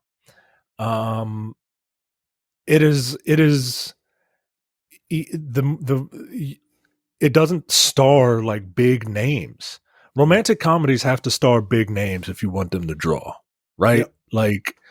Like The Lost City, I saw was an example that someone used. Yeah. That's like a romantic comedy, like action adventure movie. Like that's a hybrid. That's not even just like a romantic comedy. Yeah, it's like romancing the stone or some shit. Right. And it stars Sandra Bullock and Channing Tatum, and Brad Pitt is in it. Like, right. Those are three huge names, dude. Yeah. Right. Like, no offense to Billy Eichner, but like he ain't on their level, right? No. Also, like $4 million, yo. Like, it sounds like straight people didn't go see it. It sounds like the L's, the B's, the T's, the Q's, and the pluses didn't go see it either. That's what I'm saying. Like they didn't, they didn't see it. Like it just and from what I understand, this movie's really, really good. But this movie should have and I understand being bitter. I really do. And I look, I even understand him lashing out in the specific way he did. It's not a good idea, but I understand it. Right. I understand it. But you're 100% right. This movie I feel like this movie would have killed on some sort of streaming platform. Dude, like if you would have thrown this on Netflix or Peacock, like knock it off, man. If this had gone directly to Netflix, yeah, they would have crushed it. And the thing is, when this comes to streaming, I'm going to watch it. Yeah, I like Billy Eichner. I think he's fucking hilarious. Yeah, right. I like the dude, but like I'm not venturing out to see some random romantic comedy. I don't give a fuck who's in it, right? Like, also, look, you couldn't have gotten me to see, and I haven't seen it. I'm not seeing the one with fucking Channing Tatum and Sandra Bullock. I'm not watching that either. So like in theaters, like no, I'm not seeing that on streaming. That shit didn't look good either. But no. But the movies are an event, man. At this point in my life, movies are an event. Like we got this. It's an outing, right? Like no pun intended. Right. It's expensive. You got to go there. You got to risk your life to see a guy who used to be a slave who's come back. Other people don't kill, but he does. Like, you know what I mean? Like, this shit is serious. Like, this is a generational changing movie. He holds a baby at one point, right? Like, this is a. Yeah, that video was nuts. That shit fucking wild. I will never understand people who just willingly give up their children to strangers. He's a celebrity. Baby. Why? Like no, fuck off. My God, or some shit. Get the fuck out of here. Like, yo, this thing is an actor, yo. Like an not even okay, celebrities. Like he's an okay actor. He's an okay actor. like even to popes, yo. Even like especially not a pope. Are you out of your mind? Get out of here. Just never get that baby back. Not in the condition that you sent it. So like, no, I don't. I don't recommend it. No, I'm not handing my kid over to anyone, like to a celebrity. That's fucking stupid. But look, I do feel sorry for him, and the people who worked on this movie. But look, I would say, Billy, relax, chill with the rhetoric a little bit, because that'll ostracize you to people. Like that's not going to help you. Just put this shit up on streaming, man. You'll see those numbers climb like a motherfucker. Like, they will. Because people... And look, I hate to say this because it's ridiculous, but it's actually true. Some people won't see it in theaters because they're homophobic. They don't want other people to see the movie. They're afraid that people are going to know they saw it. And, like, that to me is fucking utterly ridiculous. But at the same time, we live in a country where people in certain Midwestern states didn't want to tell their families that they got vaccinated. So like they had to secretly go get vaccinated because like their family would shame them for taking care of themselves. Right. So there's definitely, and that's, I'm not even talking about people who are closeted. I'm talking about straight people who would be cool with seeing your movie, but they feel like they're going to be ostracized or made fun of for seeing it. So they won't see it, but on streaming, they can just watch in the comfort of their own home. So I think that absolutely is a thing. It's probably not a large percentage, but it's probably decent. Probably, I could say probably 3 to 5%. But I think you'll see a lot more people watch this movie if it comes to streaming or when it comes. Yeah, that's when I'll watch it. And I'm not going out. I'm not going out to see a mid-budget romantic comedy. It was not even mid-budget. Right. Low budget, low budget. They weren't expecting that movie. The goal was to make $10 million, and they couldn't make half of it in the first weekend. In the first weekend. I don't know how much the movie cost overall, but I'm gonna see if I can find out. Like, yeah, it couldn't have been a lot. It couldn't have been a lot. Nah. It only cost $22 million. All right. All right. I don't know if it's gonna make it back. Not a debate. Nah, bro. It's only made 6.4 million. Like, it's not yeah. Yeah. So, all right, I'll check it out whenever it comes to streaming. I will definitely check it out. But yeah, somebody in our fan group was like, "Yeah, they saw it. They were like, it's very good. It's actually really, really Yeah." good. Shout out to Film Wanderer, who is always writing reviews and seeing all the movies. That's someone whose opinion I trust. Yeah. He said it was very good. So, and I believe him. So, there you go. Yeah, and that guy lies, and that guy lies all the time. Like, it's crazy. But yeah, so yeah, check it out. But yeah, that's not. It's not necessarily because bigotry. I don't think that's the reason. I think your not the entire reason. It's definitely a part of it. But those people weren't going to see your movie anyway, right? Like, they weren't. But you got to ask, like, why didn't your own folks show up, right? Like, for $4 million, a lot of people in the gay community didn't show up, and that's probably because people are not really trying to go to the theater to see a romantic comedy. They're just not. All right, let's get into What the Fuck, brought to you by JTD from Edit That Out podcast. There's no crunch or crackle, but crickets are on the menu at one pop-up, serving fusion bug burgers, demonstrating the latest way to incorporate the protein-rich meat into food. Already catching headlines as a meat alternative, this edible insect market is expected to grow into a billion-dollar global industry in the coming years, with many adopting creepy crawlies into their diets as a result of climate change. God damn. Climate change is so serious. Climate change is so serious, it's got us eating bugs, yo. Like, if that isn't like the absolute, like, oh shit, guys, we gotta fucking get on this shit because we're eating bugs. Yeah, I'm not surprised you ate this. Now, look, let me ask you something. Is it like ground into like a paste? Powder?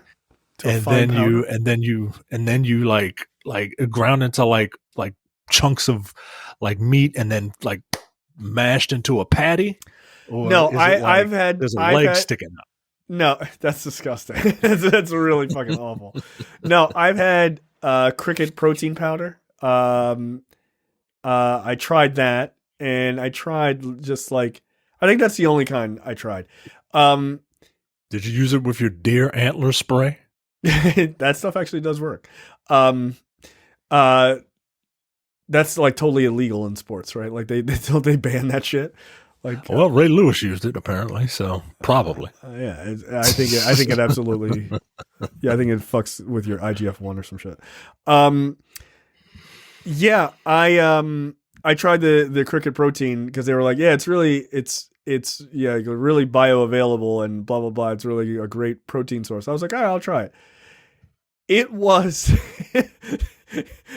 it was one of the worst things I've ever tasted in my entire life. Yeah, it was. You don't it say. Was awful. It was awful. 0 out of 10. Do not recommend. Yeah, I bought it, and it was expensive. It's like $25 for like a satchel. And I think I had one protein shake, and I was like, I'm never drinking this again. And I threw it out. It's just like straight up. It's like, get the fuck out of here. It was awful. You're eating bug Ovaltine, yo. Yeah, bug Ovaltine sounds awful to me. I mean, yeah, that's pretty much what it is. It's as bad as you would think. Like how you were saying, like, oh, like there's a leg sticking out, but like it wasn't ground into a perfectly fine powder. So it did in fact have like not legs or whatever, but it was not like you've had a protein shake before. It's a powder. Yeah. Right? Yeah. In water, you shake it up, it's just a drink. Like it still had like if you put it had like pulp in it. It had bug pulp in it. It did. Should have got the pulp reverb. I should have. I requested some pulp, not heavy pulp. But I mean, it did. It did kind of have like bug pulp in it. I did not. Also, pulp is a hilarious word. It's not good. It's not good. I don't recommend it. You should not eat that. Where was this at? Where was this at? Bugs. I'm sure it's everywhere. But where was this specific Thai burger? Yeah, Thailand. I don't know. Yeah, very good. Very good. Next up, restaurant operator uses. All right, this is going to be a little easy to guess. Restaurant operator uses opium to get more customers. Opium, like hemp, or like mystical Eastern opium, like Chinese opium. Okay, there you go. Okay. There you go. A Chinese restaurant operator is in big trouble after he laced his noodles with opium drugs in an attempt to keep customers coming back.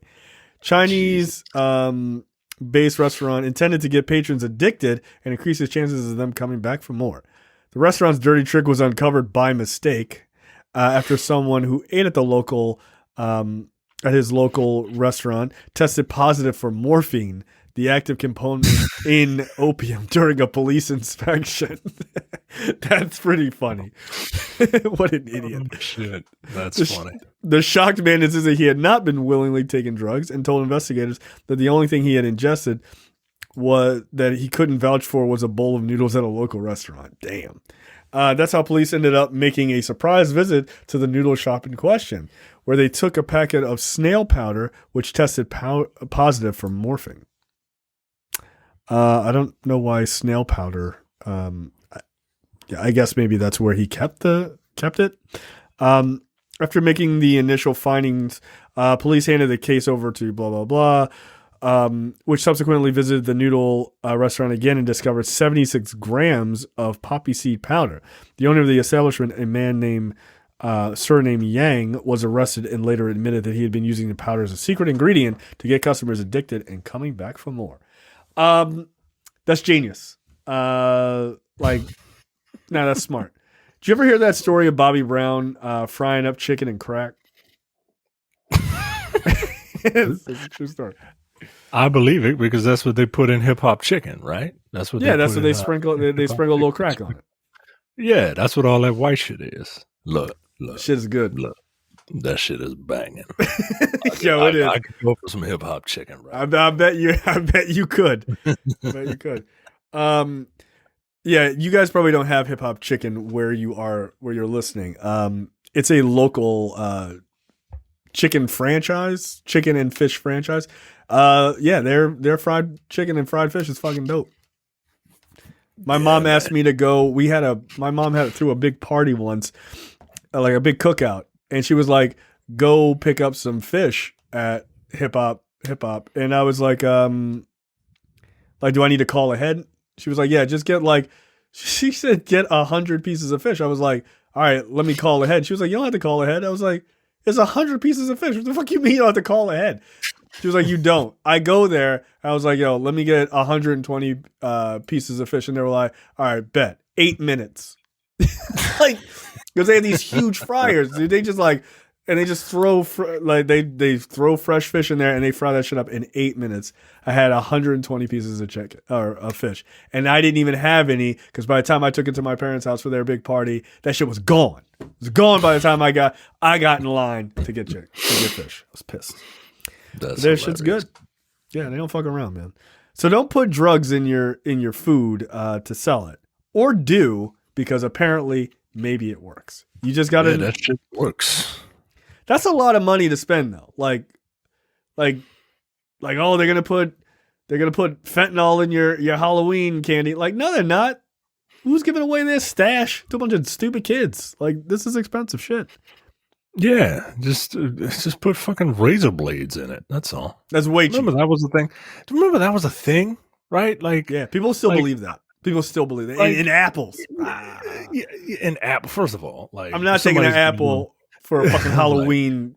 Somebody's throw it at your house. Somebody's giving you an apple. You throw that bitch right back in their face. Okay, yeah. someone Snickers bar, nigga. Right. And then just like, oh, cut the apple open. Here's a razor blade. Well, I feel like they would have had to cut the apple to get I feel like I might be able to tell if an apple had a razor blade in it before I put it in my mouth. Nah, you wouldn't know that. It wasn't like a razor blade. They didn't put an apple seed in the hole where the razor blade is, right? And then just wait for the shit to grow, right? Well, the funny thing is, like, there's a new, like, that was stupid, but there's a new one. Like, I saw a very famous Republican. She was like, they're putting rainbow colored fentanyl in your kids' Halloween candy. No, they're not. Like, nobody's giving away drugs. Nobody's giving away drugs to get people high who don't want it. No. Right. Yeah. Nobody's giving away drugs, guys. Nobody's fentanyl. giving away drugs. Also, don't take candy that's just loose. Like, yeah, what? Who's taking just random loose candy? You know? Like, nobody's taking that. Like, oh, here's some good loose licorice, kids. Enjoy it. Like, no, I don't want that. No, I go to Target like everybody else, like a good American citizen, and I buy the giant duffel bag of assorted candy. And of course, it's the candy I like. So in case kids don't show up, I'll eat it later. Yeah. You don't get like Smarties and shit, right? Like that shit is gross. No, I like Smarties. I don't like when people go buy. Of course you like Smarties. Ugh, gross. No, I no. It's worse when people buy like Good and Plenties. That shit is just trash. Like, the same box of Good and Plenties has been around since 1985. We're just passing it around. Like, no. Get that candy that's in the strawberry wrapper. Oh yeah, that's from your grandmother's house. Yeah, I've never opened one of those. It might be a strawberry in there. I don't know. I've never opened one of those. Like, it don't seem right to me. It don't seem right. Nah, man. What's the worst candy? What's the worst Halloween candy before we get out of here? Before we do trailers. Worst Halloween candy? I don't know, man. You don't like candy corn? Huh? No, I'll eat candy corn. I just won't eat like handfuls of it. I don't like those pumpkins. No, I don't like those pumpkins. Get the fuck out of here. They somehow make it in with the candy corn. That's what's giving candy corn a bad name. It's those fake ass pumpkins. Like, get out of here. Yeah, no. Those pumpkins are just like little pieces of fucking wax. Yeah, they're not very good. No, they suck, man. No, they're the worst. No, I like a candy corn, man. I feel like people give candy corn a hard time. I just won't eat a bunch of it. That's all. That's fair. That's fair. All right, trailers this week. The Super Mario Super Show. They're apparently making a movie based on that. Super Mario Brothers. This is the Chris Pratt animated movie. Look, I'm not a gamer, but I definitely played a lot of Mario Brothers back in the day. I think this looks awesome. I think the animation style looks really great. It looks fun. Yeah, I'm digging it. Yeah, man, I like it. I like what I'm seeing. I like what I'm hearing from most of the cast. These penguins. Was not expecting the penguins to be in it. From the Mario 64 days. Yeah. I like what Jack Black's doing. Is he Bowser? He's Bowser. Yeah. I don't mind Keegan-Michael Key, but I've only heard him say like 2 lines. Like I feel like he's going to get on my nerves. But it looks great, man. I was worried because it's like the Minions people, but this looks good. It's just a teaser, but it looks good. Well, let's talk about the big thing that everyone is talking about. The fact that Mario has a flat ass. Look, is that what everyone's talking about? Yeah, like there was a poster where he kind of had a Charlotte Flair ass. It was just kind of inverted on itself. And that's just not realistic in this land where mushrooms are talking, right? Like Mario is a platformer. Okay. All he does is run and jump. You know who else just runs and jumps? Volleyball players. And I don't know if you've seen a volleyball player's backside before. It's spectacular. Okay. Mhm. So I think that they did a disservice to Mario by not giving him the cake he deserves. Oh yeah, and Chris Pratt's voice is fine. It's fine. It's Chris Pratt. It's fine. The funny thing is, I feel like I didn't really get a beat on the voice because he doesn't say that much, and that feels totally on purpose too. Yeah, he doesn't say much. He's not even really trying. I don't think to say much, but I'm not like as like butthurt about it as like some people seem to be. Yeah. Because guess what, guys? Like, I like Charles Martinet as much as the next person, but him doing his Mario voice for 90 minutes it won't be sustainable for me. And I think it won't. I think if you're being honest with yourself, I don't know if you want to hear him in that in that voice say like lines of dialogue. Yeah, it'd be like, there's a reason why. There's a reason why he says, "Mamma mia," and like he's not saying sentences. Right. Just let's go. I mean, like that's 2 words. That's a 2-word sentence. Right. So yeah, I'm willing to give this a chance. I also don't hate Chris Pratt like everyone does, because they don't understand the difference between fantasy and reality for some strange reason. I'm telling you, people hate him because he fucked up in Infinity War. That's like 90% of it. Like, it's so fucking weird to me. Like, that's not a real person. That's a character he's playing. Oh shit! But yeah, look, I'm into it. I'm into it. I'm into this. I'm into this Mario movie. All right. Yeah, it's getting. I think the reception has been pretty solid. Like, people seem to be really excited for it. Next up, Violent Night. This is David Harbour as Santa Claus. Look, what can I tell you about this movie that I didn't just say? Yeah, as David Harbour, he's really Santa Claus, and someone tries to rob a family, and he just happens to show up to deliver presents to that house, and they beat him up, and so he just starts kicking the shit out of these people, and they're like, they're bad guys, and he does all of these like catchphrases like it's time for some seasons beatings or whatever nonsense. And it looks like a fun, ridiculous movie. Okay. Yeah, I'll see it on streaming. Yeah,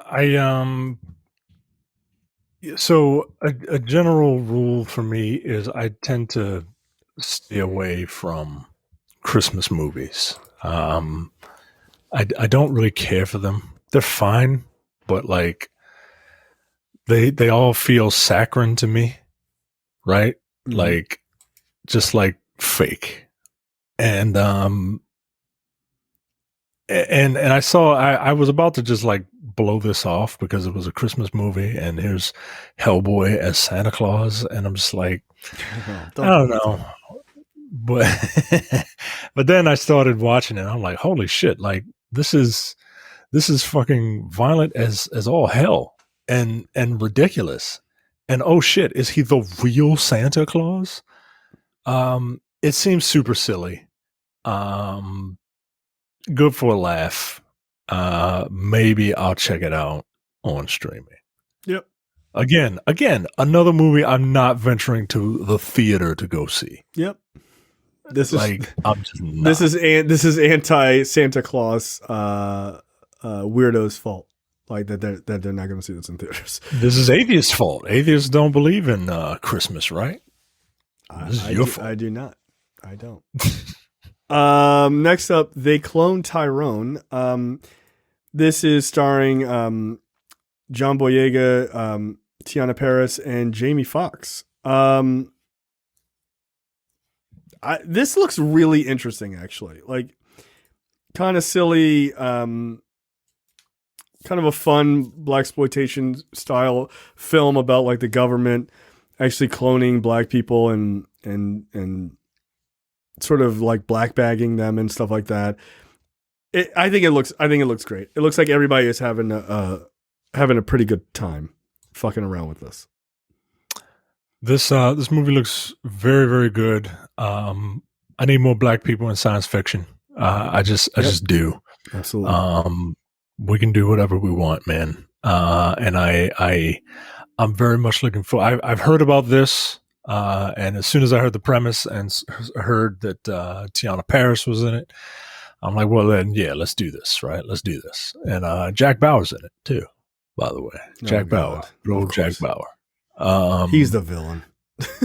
Oh yeah, he's a white man. He's a white man in a blaxploitation movie. Of course, he's the villain.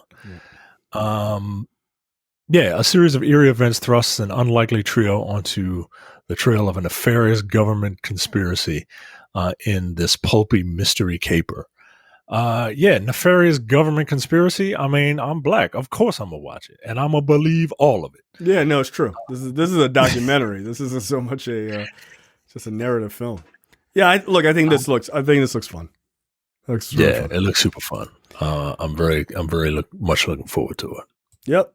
And I heard you're really, really looking forward to this one too. Trailer for Emancipation, starring one William Smith. Willard. Oh, that's right. Willard. I'm sorry. It is Willard.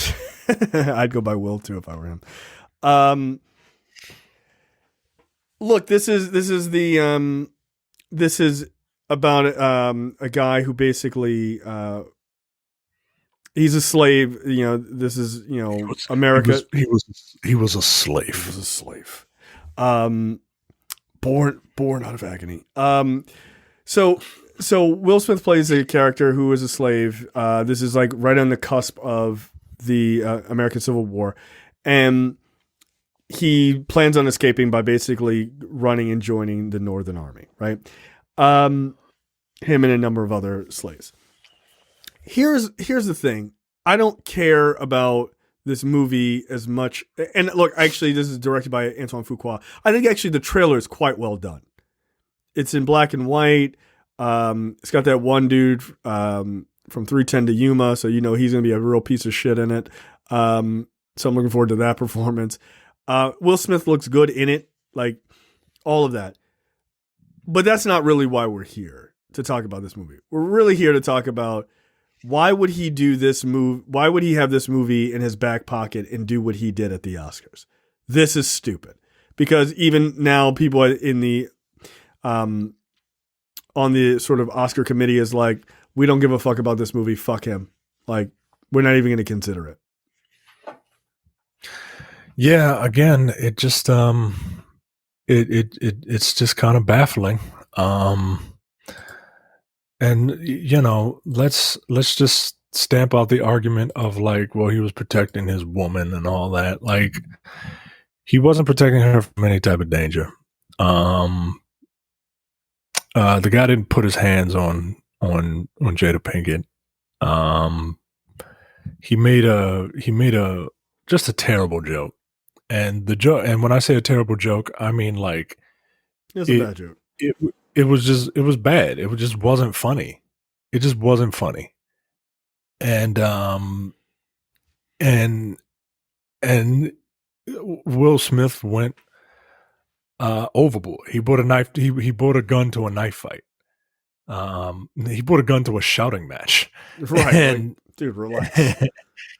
And yeah, I just so okay. I mean, look, he did what he did, and I don't feel bad for him, but I'm not gonna like hope that he pulls himself up out of it, right? Like, because you know good and well what you did. And I don't know, man. You just got to have a little more control than that. Yep. Like, I don't blame anybody for just like for just being mad and just kind of writing off this movie. I would still watch it if I was on the Academy board for all this, right? Like, I would still watch it, but I understand how people felt like that shit was mad disrespectful. So yeah, I don't know. I'll still watch it. My biggest problem with this movie is I don't know what the fuck choice Will Smith is making with his accent. It doesn't make any sense. That's what's pissing me off. Is the first thing I noticed. I was like, why does he have a foreign accent? Like, yeah, this, he has, like you and I were talking, like he has like a French type accent. Like, why would he have that? Even if you said, well, he has an African accent. I don't think I think he's trying his best to do an African accent because he's not good at accents, right? So I think he's trying to do an African accent, but to me it sounds French. And you can like the French colonized a lot of Africa. Like the French and the British really fucking stuck their fingers in the world. So maybe I can kind of get away with, I can kind of buy like he kind of sounds African, kind of sounds French, but why though? This is right after the Civil War. This isn't right in the beginning of the Civil War. I guess. Well, the beginning of the Civil War. This isn't the 1400s. Right. It's like it doesn't make sense. Like by all accounts, unless this character there's some other mitigating circumstances, this character would have been born into slavery. He would be born, he would have been there as generationally a part of slavery. He would have been born in the U.S., born into slavery, most likely wherever he is in the South. He would sound like a person from the South. He would not sound like someone who's from France. Like, that doesn't make any sense. Like, stop doing an accent. Like, it's weird. It's fucking weird. So, yeah, it's a weird choice, man. It's a weird choice. But it's coming to Apple TV. Don't cost me nothing. I'll watch it. Yeah, I'll watch it. I don't hate Will Smith. Like, I understand what he did. I understand it, right? Like, this isn't a who's that guy that was supposed to play Nat? I know what you're talking about. Nate Turner. Yeah, it's not one of those situations, right? Yeah. Like, I will watch this movie. I don't hate Will Smith. I 100% understand what he did, right? I 100% understand what he did. I probably just wouldn't have done it when he did it. I wouldn't have done it on stage. No. Not on stage, yo. Like, not on stage. I'm not fucking my career up on some bullshit. Like, that's stupid. Right. Like, I still got to provide for that family. You know what I mean? Like, right. I don't know. But I do like Antoine Fuqua. I like Antoine Fuqua movies. Some of his movies are hit or miss, but like that dude makes movies like I appreciate the movies that he makes. Yeah. So I'll watch this. Let's do on. Last but not least, the second trailer, and I assume the final trailer for Black Panther: Wakanda Forever. This shit looks like a goddamn masterpiece, man. Like, it really does. I mean, Jesus. I mean, you want to talk about a vision. Ryan Coogler has a fucking vision for what this world looks like. As a side note, before we talk about this trailer, he's in the running to direct whatever the Avengers 6 is, I guess. What's after Kang Dynasty? Did they give it a name? Secret Wars? Yes, Secret Wars. One is Kang Dynasty and the other is Secret Wars. Yeah. I can't remember which is which. Yeah, Secret Wars is the final one. That's he's in the running to do that. Okay, man. Jesus. What did you think of this trailer overall? I thought it was another beautiful trailer. And look, I don't know how much of it is emotion, right? Like the reason this movie is made the way it is made, this like the story has been fundamentally changed from what it was originally going to be, because the main star died and they chose not to recast. Which, if you're still complaining about that, I mean, I don't know what to tell you, yo. Don't see it. Don't see it.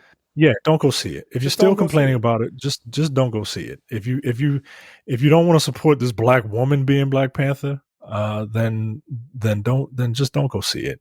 I'm tired of that discourse too. But this it looks beautiful, man. It like these are some of the best trailers I've ever seen from like a big budget like movie, right? Oh, and I don't know if it's, like I said, I don't know if it's because the guy died in such a tragic way, but it gets to me. It gets to me. Yeah. And this one, the first trailer was very much like a Thank You Chad trailer. This one is a little more focused on the actual story of what this movie is going to be about. Right. I'm very curious to see how Angela Bassett plays her character. Yeah.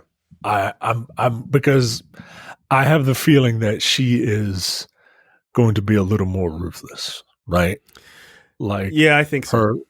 All the men in her family have died, and it is yeah. I'm very curious to see what she does. I think it's all but confirmed now who Black Panther is. The toys, Lego spoiled it with the toys a while back. So, but you can even tell, like, one, you can tell by the feminine figure that it's a woman, and two, you can tell by the helmet with the white dots on the side and on her forehead that they're the same pattern that Shuri has. Right. That Shuri wears in the final battle of the first movie. So it's Shuri, which is fine. It's perfectly fine. I'm very curious to see how her Black Panther is different from T'Challa's Black Panther. Right. Because, like, is she going to be like, she didn't strike me as a warrior like he was, right? Like we saw him fight. We didn't see her do shit. Like we saw her like use her mind because that's what her strength was. Yeah, I'm so curious, man. Like we see glimpses of Ironheart, which I got the toy right here. I think the suit looks dope. I like that. I like it's the V1 suit is like bulky as shit. Like I love that. Yeah, it's not like super. It's not super sleek and slender, right? But at the same time, like Tony Stark's first suit was just big and bulky. Well, this is also big and bulky, but like with Wakandan technology, so it looks cool, right? Yeah, man. I'm super curious about this movie. I'm super curious to see what this story is, how they honor Chadwick Boseman, because that was a bold move, man. It would have been super easy just to recast the role of T'Challa and keep it moving. So that's why I want to see this, because they didn't take the easy route. That's what has me most curious about this. They decided to not take the easy route. They wanted to honor their friend, and they built a story around the fact that this person who they all loved fucking died. And because like life is more than just like appeasing nerds, right?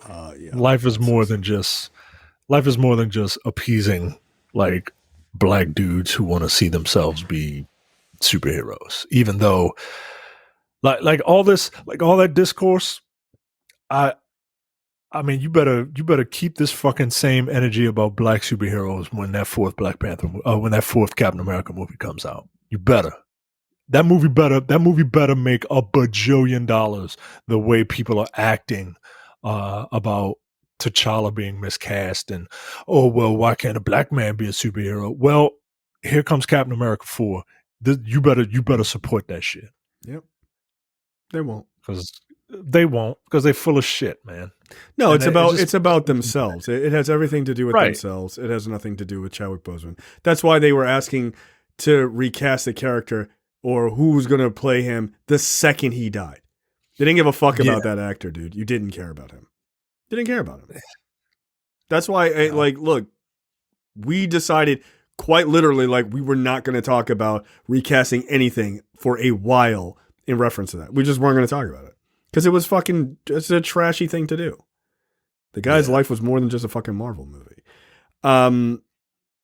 He plays some of the most important people in Black history. This one dude played some of the most important people in Black history. And you worried about Black Panther, yo?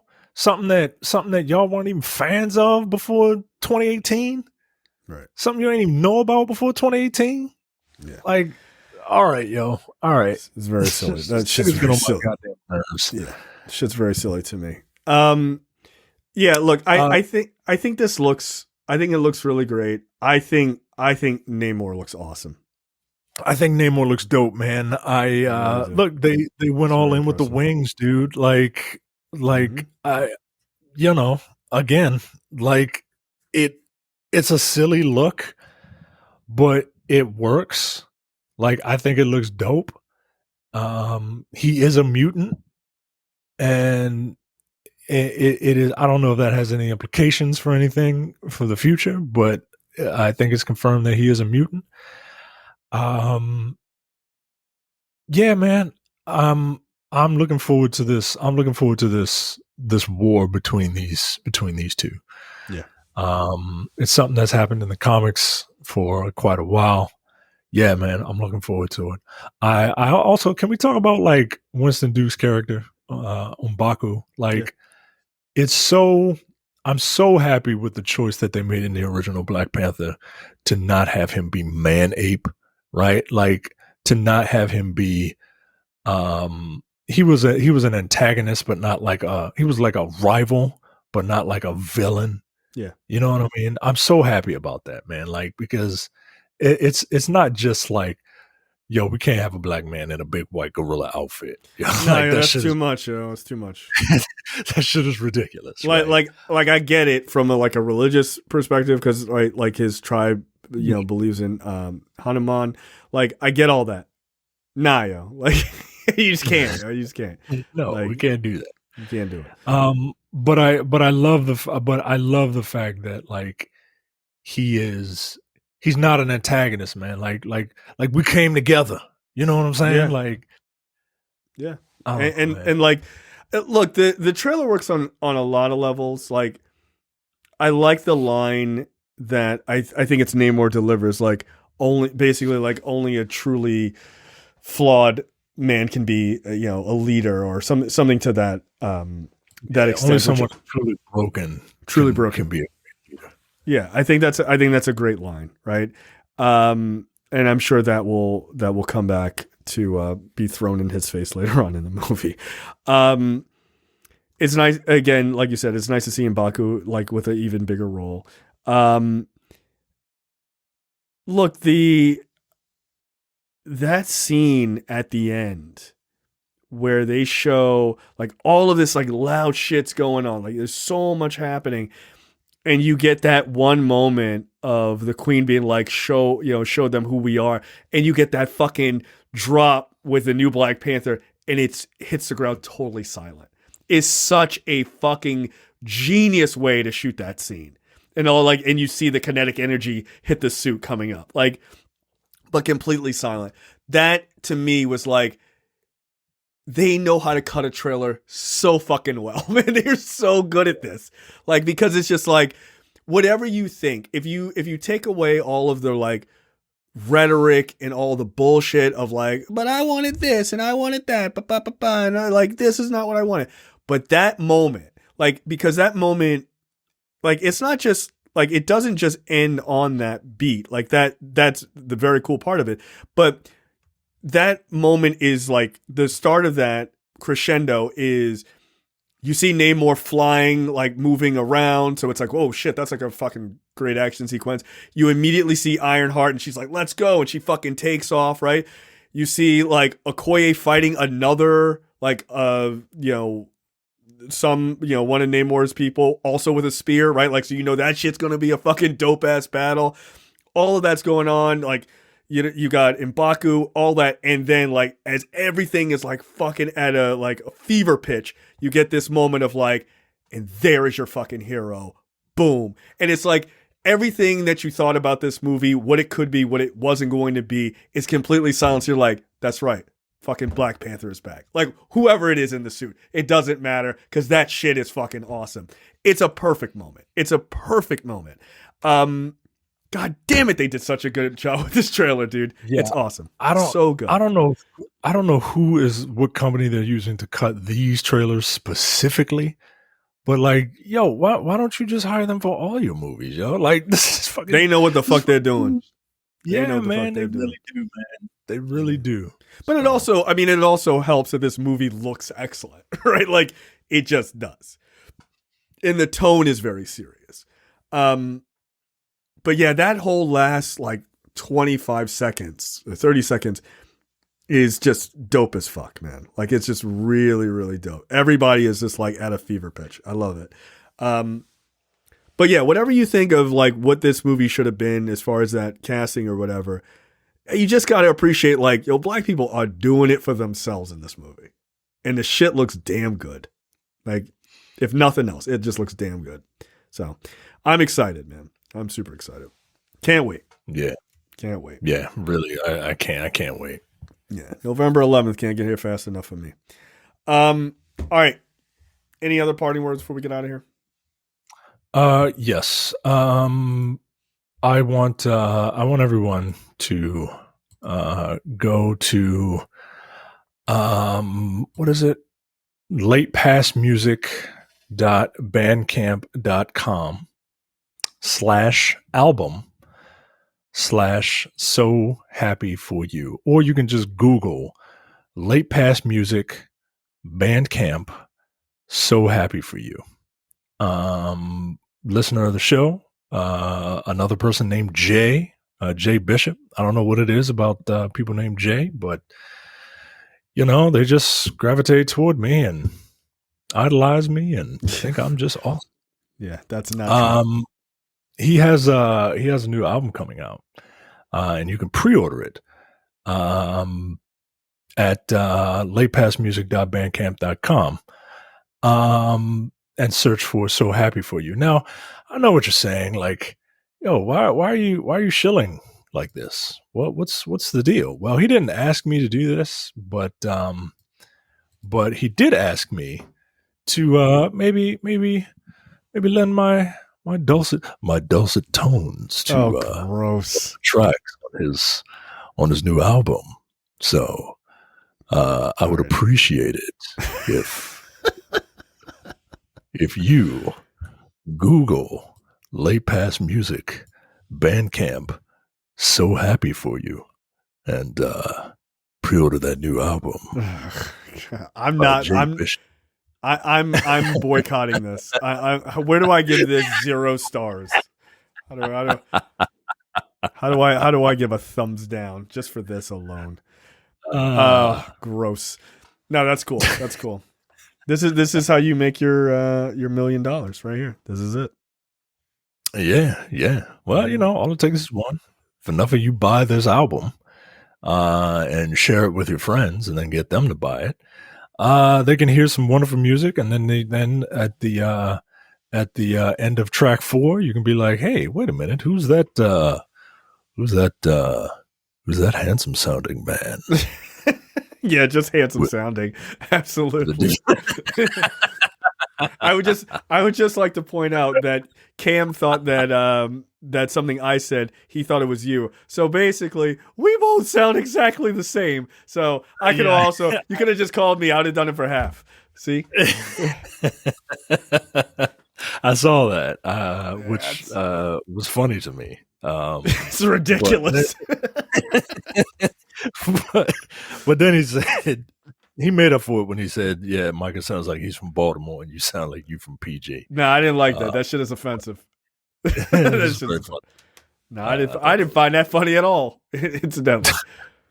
I'm not from PCP County. Get out of here. It's full of drug addicts. Yeah, well, you know, it ain't exactly a compliment from me either, right?